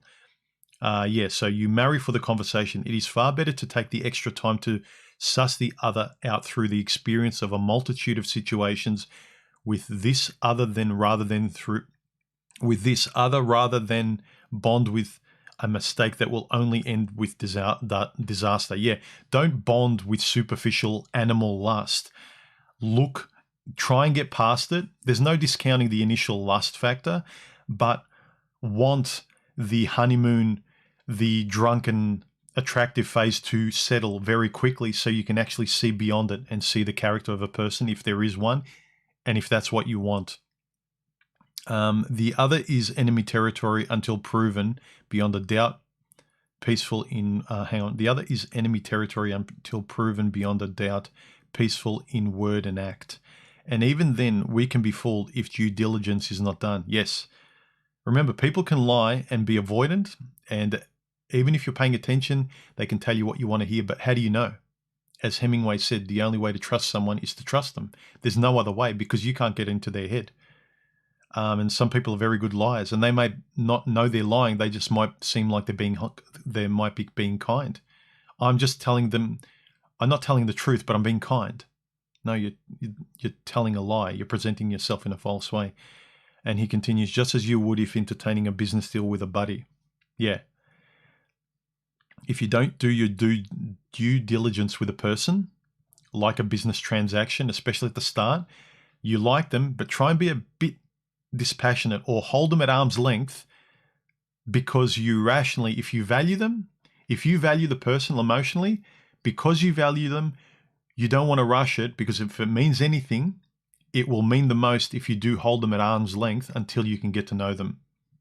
So that was really good, that comment by IC Fubar. Thanks for that.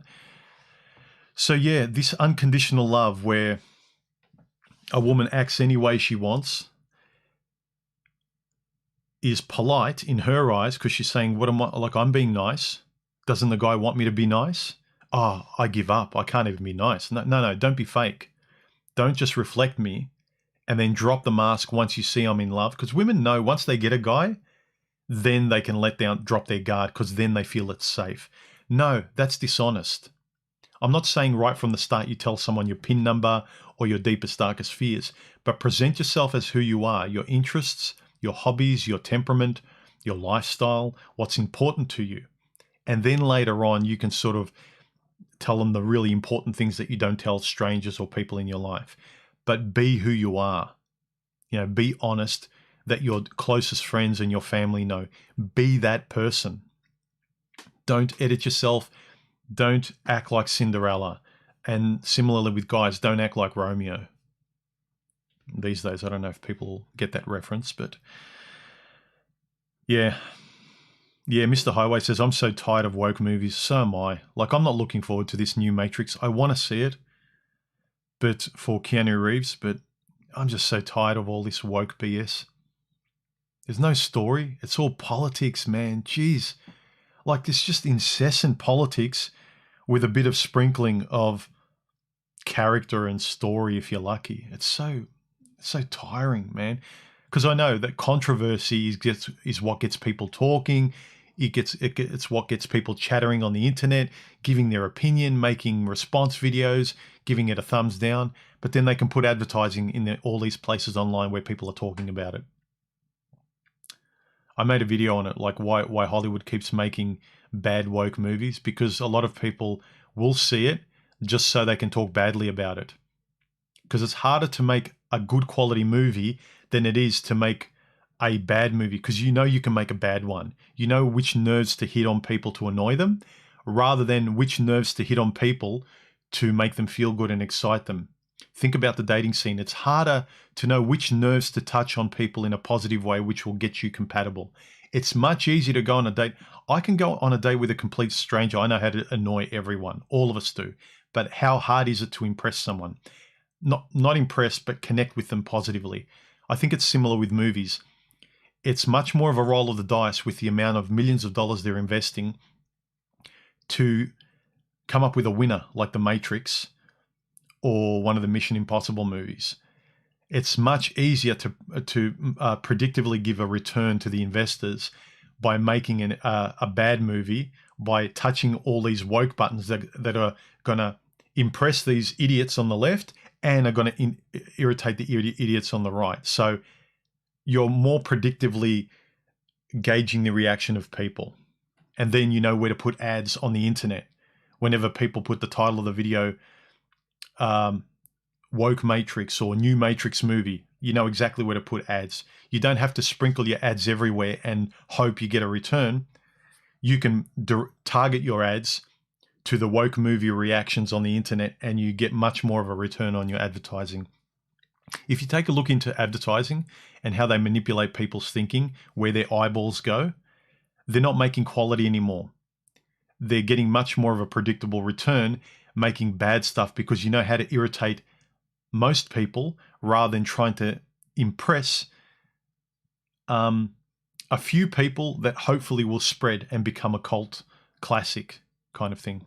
Anyway, that's my rant on movies and creativity. But yeah, it's bad. Like books, movies, and everything is like, it's a lot of garbage out there. But it's predictable garbage because they can make money out of it. Yeah, look, Feral Male says, look, I disagree. Women get dogs for security. Men get dogs to have a mate buddy to hang out with. That's true. The reasons why men and women both get dogs is for different reasons. I'm just talking about the relationship between men and dogs. But yeah, the reasons why men and women would get dogs is very different. Men like the companionship, and men like protecting and providing for a dog. That mechanism is similar to that of a woman. But what relationship you want beyond taking care of someone that appreciates you. Because the great thing with a dog is that you want to protect and give and take care of a dog and give a dog what a dog wants, and a dog will give you everything back in terms of what a dog should give a guy back.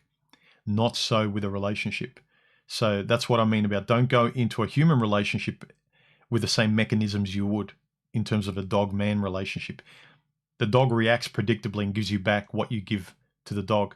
A woman, especially today, won't give you back what you give to her. She doesn't play fair. Dogs do, mostly.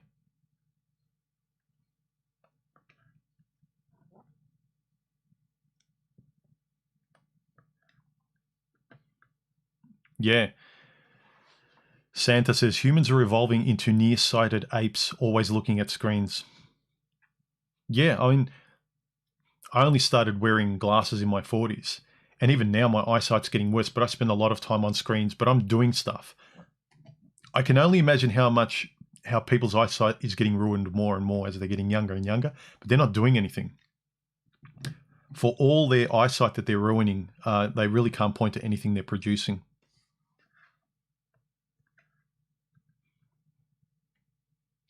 Healthy Quadrant says, human, have you ever met women who like animals more than she likes people? What is your opinion on these type of women? Yeah, I have actually. I think there's much more women that like animals, and I think they virtue signal kind of like caring for animals, animal cruelty, PETA, and all that kind of stuff. But I also think it's an unwillingness to self-reflect and see why your human connections aren't working. Like a guy can love a dog, but I know that the experience with another human being is a lot more meaningful and richer. Although you could argue today with the quality of women, dogs are far more preferable. They're more consistent and predictable. I get that. But generally, you're not going to get a deep, rich experience, especially mental and conversational from a dog. But yeah, in terms of like a living, breathing connection between two animals, you're getting far less with human beings today. But these women who like animals more than people, yeah, I'd say you don't have a really good chance of having a good relationship with them. Because you know why? It's like kind of guys that are too extreme on dogs. Like, I just love dogs. Women are crap. I'm going to have a dog. Women are doing the same things. I just like animals. I don't like human interaction. I don't like men. So they're kind of doing the same thing. So if you can only trust yourself around animals, then it kind of says how much you're avoiding human interaction. And not to say that you should, but it's something to look at.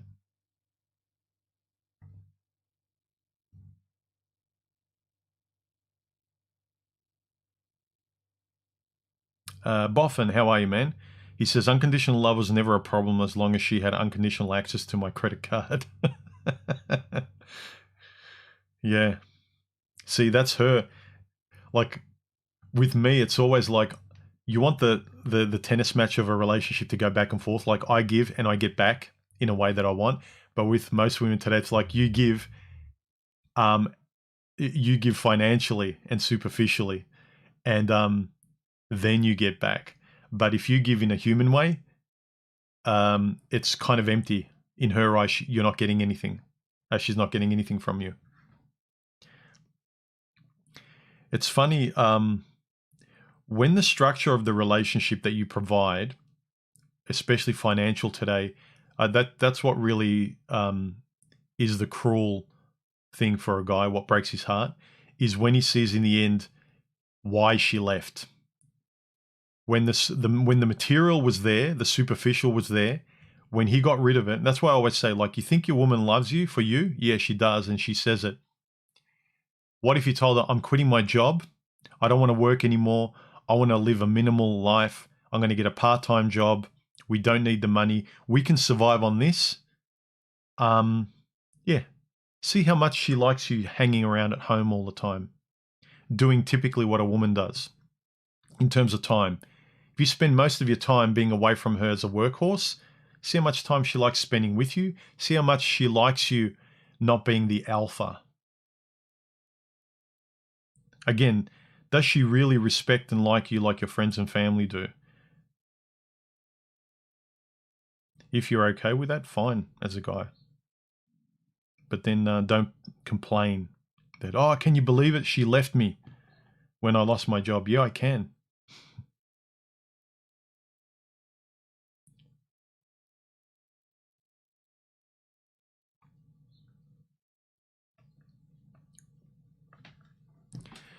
Black Magic says, Human, have you tried using foam or wooden desktop dampeners for the sound quality?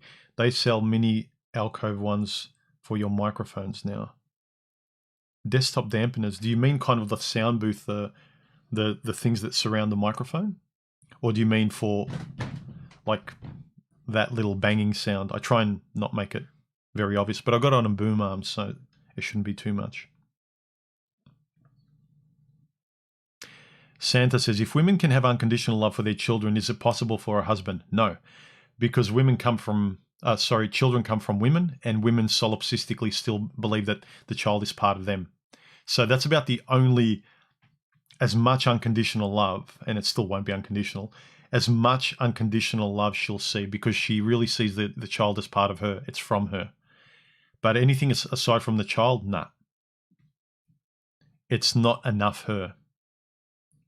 I think it's about the only thing that is a saving grace. And men confuse that with, oh, look how kind she is. Look how much sympathy she has and empathy for a child. Then I can be guaranteed she's going to act that way to me. No, she won't. A woman will never love her man like she loves her child. Forget it. Don't equate that like the way she's going to respect and love you and show sympathy or empathy. Not a chance.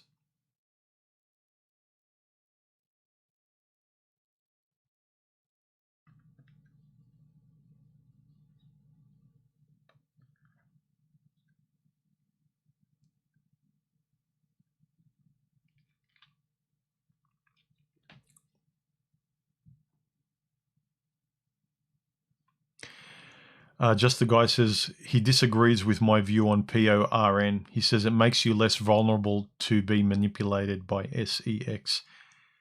Yeah, but also, why do you go to porn unless you're driven? You want to get it out. You want the release. So then afterwards, you're not manipulated, but then it builds up again. But can you consciously not be addicted to it? Again, like alcoholism. Do you get to a point where you're not an alcoholic anymore, where you can be around alcohol and take it or leave it, or not even touch it, feel neutral about it? Yeah, sure. Rubbing one out can sort of make you feel completely neutral, and then no woman can manipulate you. But then after a little while going on a date, you know, what are you going to do before a date? Like a lot of guys rub one out. So just before a date, so those first hour you can be neutral.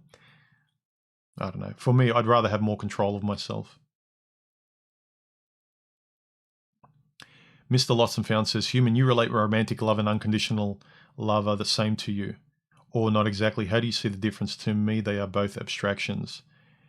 Romantic love, yeah, today. I'm talking about more romantic love classically, when men and women got along, where a guy didn't see the point of flowers because we don't care, but we see the point romantically women like it. So there's a relational give and take. So you're going to be romantic to give her what she wants in that sense, but also from a guy's point of view, she might not see why you love her cooking a meal for her, why you love her cooking a meal for you so much, but she does it because she sees how much you enjoy it.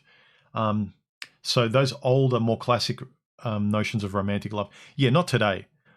Today's romantic love, I don't agree with either. Today's romantic love is unconditional love. I agree.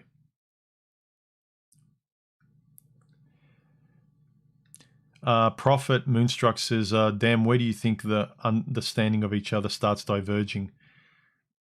Usually after the honeymoon period, after a couple of weeks, couple of months, depending on people. Everyone experiences it differently, but I always want the honeymoon period to end so I can see reality a bit better. Mr. Highway says, having a camera today is more important than having a car. If you don't have a camera, you're at a great disadvantage. The more you know about them, the better your life will be. Really? I haven't actually found that in my day-to-day. It's only like I make YouTube content, but aside from that, I actually don't see cameras coming up much at all. Yeah, I know people photograph and film themselves on their phone, but I don't actually think they're interested in the nerd aspect of cameras and understanding them. They just kind of want to know a few little operations. I think if you just know your mobile phone, that's enough. Just John 43 says, do you ever feel depressed about loneliness or wanting to be hugged? What should you do to overcome these occurrences? I had moments here and there wanting a companion, but they're only a couple of times a year. Again, I'm different. Some people experience it more. Some people get depressed. I don't. Some people feel more lonely than and more frequently than myself or others. So it varies. But yeah, that human interaction, that's very natural. Loneliness, wanting to be hugged. I mean, even touching someone, like people discount how a relationship, it's just like having a companion, like human contact with skin. It's very, very big. Just notice, if you look up psychology, when you're with, the things I miss about having a partner that I care about, like the companionship, is the human touch. And people think, oh, it's nothing, it's just human touch. They just they dismiss it as just like a very mechanical process. But think about when you're with someone, you love touching them, you love holding their hand, you love hugging them. That's why in public, when we sit next to people that we don't know, strangers, and they touch us, we kind of go, ooh. Or if someone touches our hand, we kind of get shocked because it's a cognitive dissonance of our natural body wanting that. And it feels odd with a stranger. It feels the opposite with someone we care about. We want it. If it energizes us, we actually feel good as human beings when we can touch. The effect we get of human touch with someone we care about that aren't strangers. So that's just a little fact, kind of, to know why we kind of react shocked or like our space is being intruded when we touch a stranger on the train, or someone touches our hand that we don't know. It's like, oh, our body wants it, but it feels really odd and intrusive by a stranger. So don't discount how much human companionship, interaction, and touch means. And I think people, when they're trying to get it through hookups, they're doing it in a really dysfunctional way. A lot of people are wanting intimacy through a really safe mechanism of hookups. It doesn't work.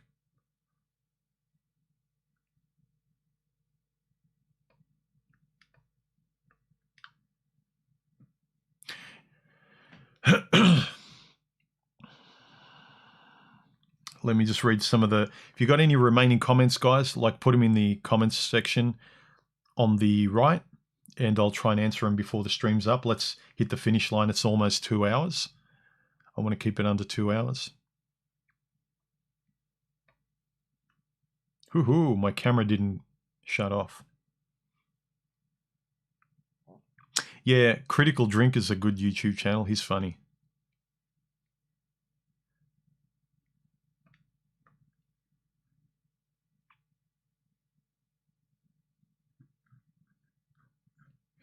Yeah, any final questions, guys? Please put them down and I'll try and answer them before we finish, and hit the like button. Eric, thank you for the super chat. He says he likes this presentation, and thank you. I'm glad you like the look of it.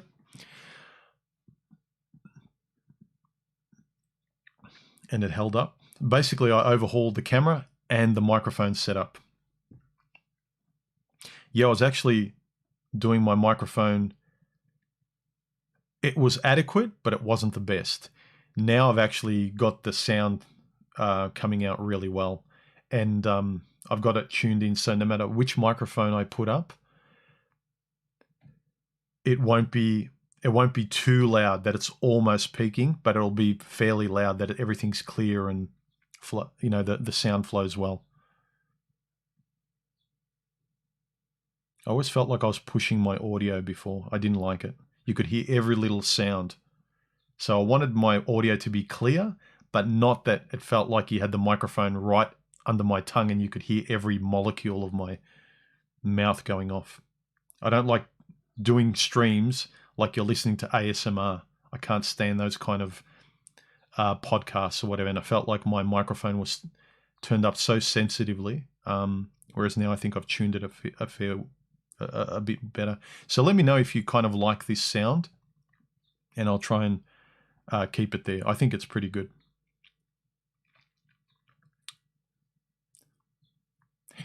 Orient medicine, martial arts. What do you think of the movie Gunpowder Milkshake? I haven't watched it, sorry. Haven't heard of it. It doesn't sound like a title that would like grab me.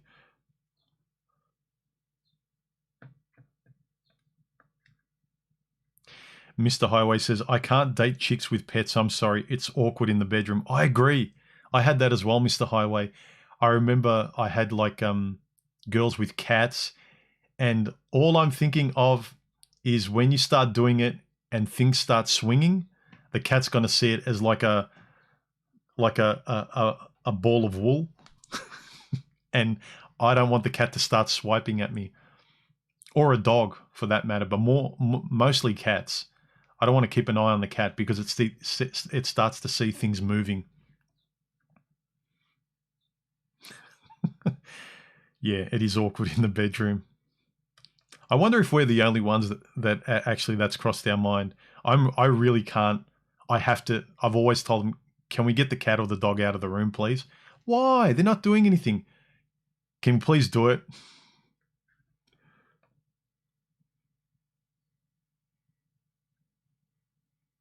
I remember I had an ex very early on in my 20s, and her cat was obnoxious, but it reflected her not disciplining it. It used to pee everywhere. And I remember once I took care of it, and it was one of those really angry cats. It used to swipe at me. She never basically it reflected her personality, right? And then one day it was like it peed in my corner and it peed on my books, and I just got fed up. I grabbed it by the back of the neck. I chucked it in my shower. I closed the door and I just turned the water on, and I came back in 15 minutes and it was just like shaking in the corner. And I was like, good. And then I turned the shower off. I let it out, shook itself off, and then just like stayed in the corner until my ex came to pick it up. I don't care if it's a person or an animal. I can't stand undisciplined, disrespectful behavior. You'll probably get a lot of animal activists telling me, human, you're cruel, I'm going to report you. In my day, you could do that. Kinda. Yeah, I'm a child of the 80s. Just like Orient Medicine said.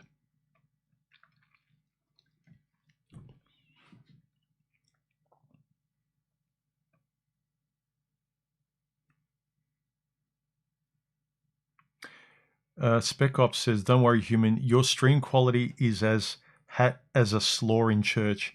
What does that mean? I don't know what that means. Oh, as hot as a slaw in church. What's a slaw? Ah, WHORE. Is that what you mean?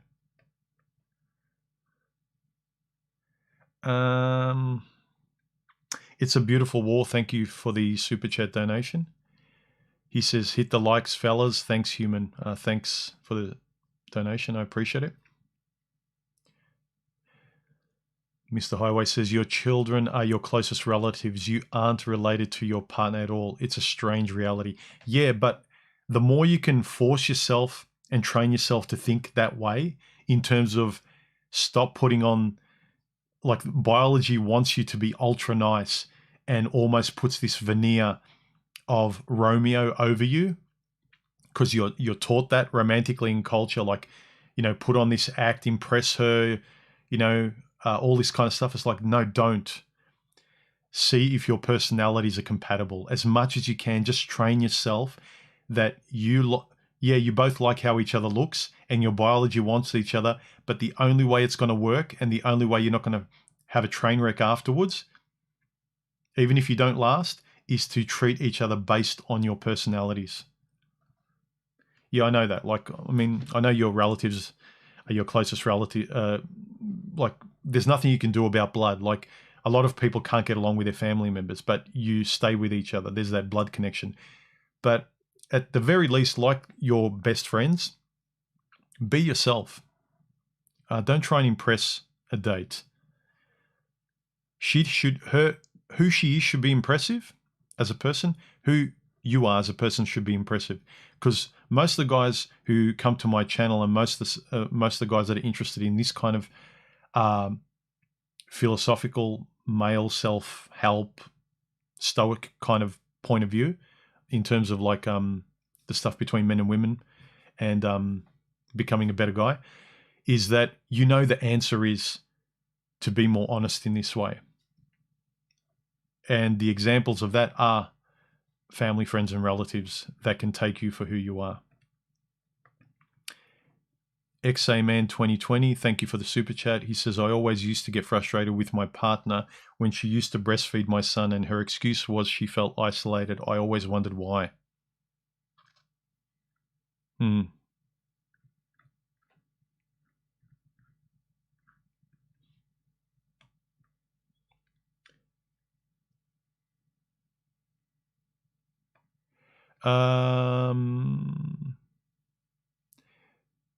Sulab Sabian says, Human, what are your thoughts about Sandman tearing into Richard Cooper after Cooper dissed him? I haven't heard about that. I don't get caught up in all the kind of the wars between creators. I don't have a beef with any of the creators. A lot of their content might not be my thing, but I have no problem with them doing what they're doing. I'm just kind of talking about my point of view, what I think guys need. So it's just my opinion, but I don't get caught up in all that drama, like the fresh and fit stuff that happened recently. It's like, it doesn't, I don't care. Personalities clashing, egos clashing. I'm right. No, I'm right. I'm the best. No, I'm the best.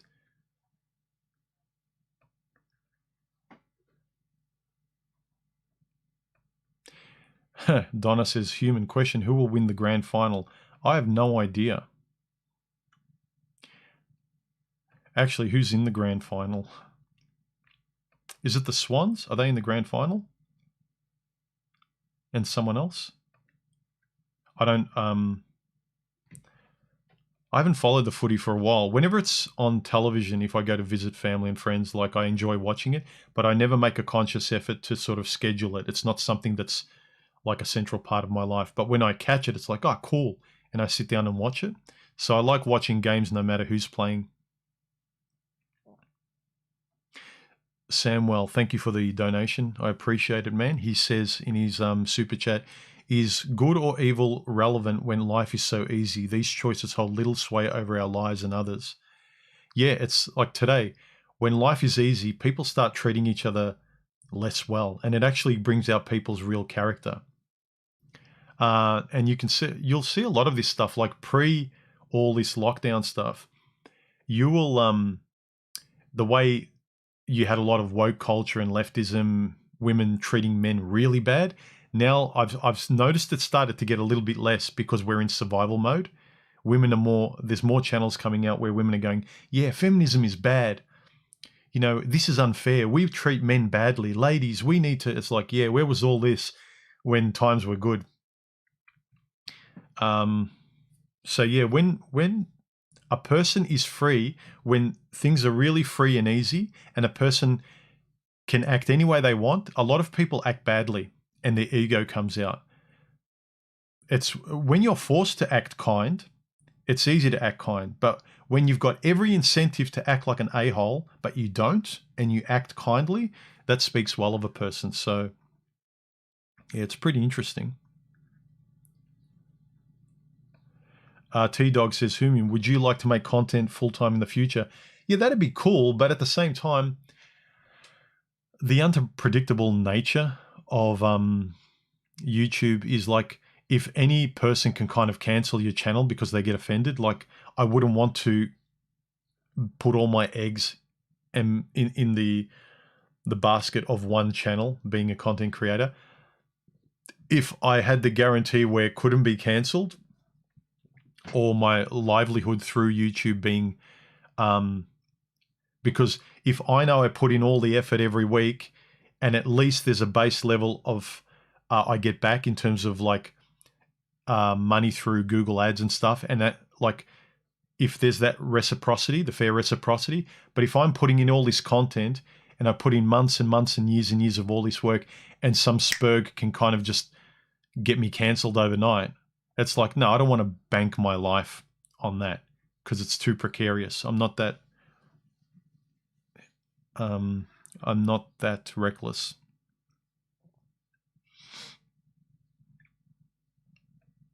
All right, guys. Throw me any of your last questions. Let's call it a day. It's just over 2 hours.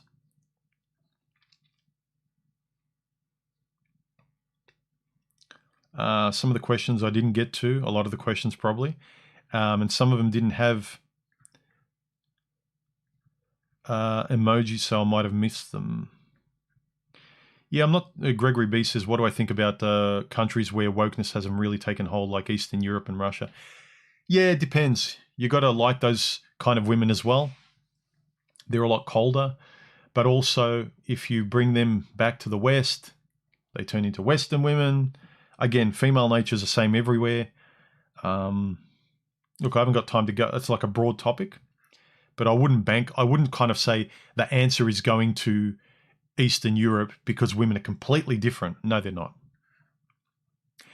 Be more concerned with the individual in front of you. Stop trying to bank on women, plural, as the answer, or men, plural, as the answer.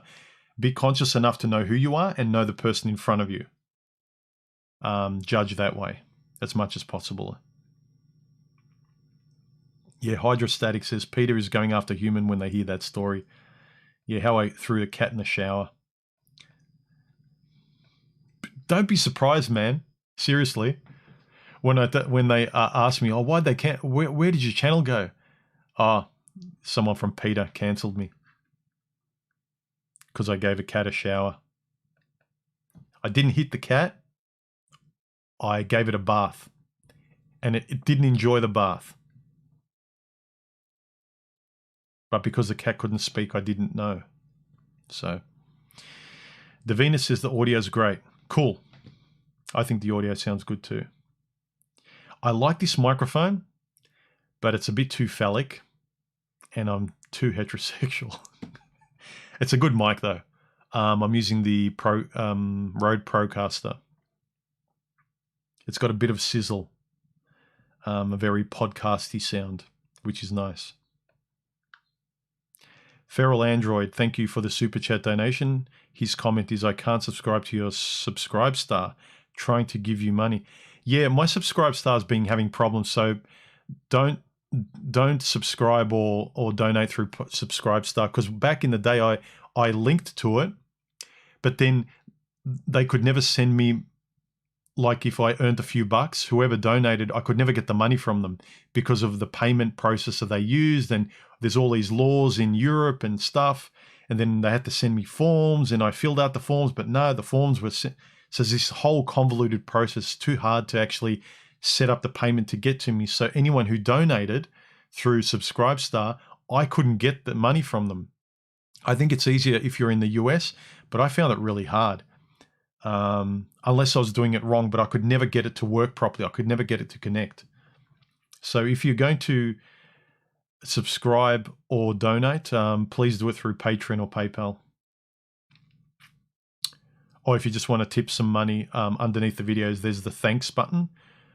But then YouTube gets like a bigger cut. I don't know how it works, but those are the three ways. The thanks button under the video, Patreon if you want to subscribe monthly, and a one-off donation, or you can through PayPal, but also through PayPal you can actually do recurring donations through PayPal.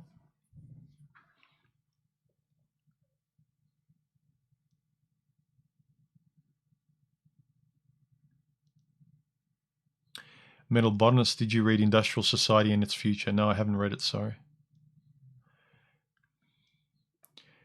I think Oriental Medicine Martial Arts says, yeah, 80s, Predator, Commando, Science Project, and all those masculine great women nerd chick films. Science Project, you mean Weird Science? Yeah, Predator and Commando, yeah. They're Apex movies. They were awesome. The notable ones I remember, Cobra, Stallone. The Rambo movies were pretty good. Commando and Predator are two Apex movies. So for me, the most cheesy, notable cool macho movies were Cobra, Commando, Predator, Bloodsport. Nico Above the Law was okay with Seagal, the very first one. It was kind of not that great, but it was okay. Yeah, there's a lot of great movies in the 80s. The difference was we never took them seriously. They were entertainment, but we loved them. They were cheesy. Today, a lot of people are taking stuff seriously that isn't, because they don't have a sense of reality.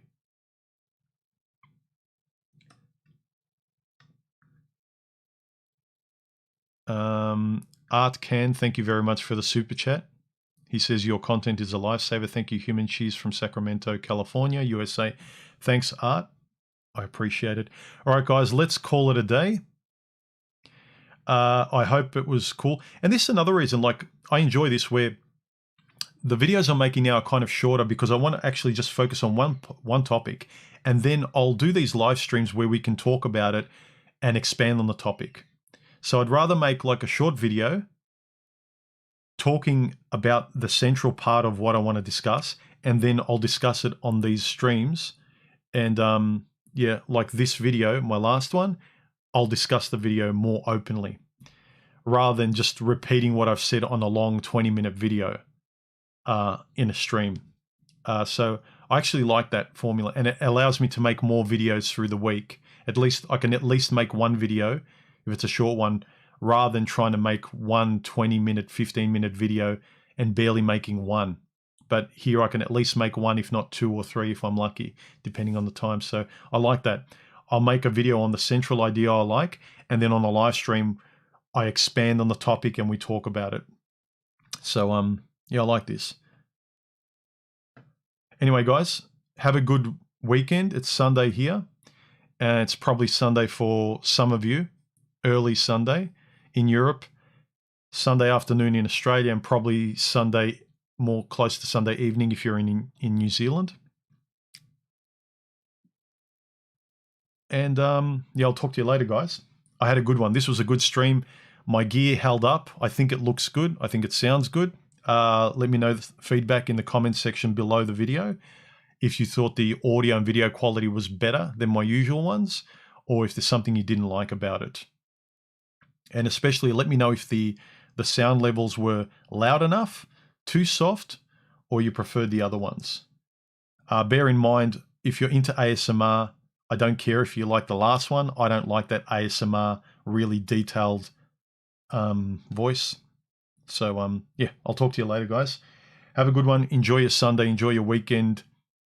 Think and don't be a troll. Hey, Boffin. Cheers, man. I'll talk to you later. For any of you guys, I'll jump on Discord soon as well. If any of you guys want to jump on my public Discord, and I can continue this chat with some of you guys. So I'll see you then. For the rest of you, I'll catch you later.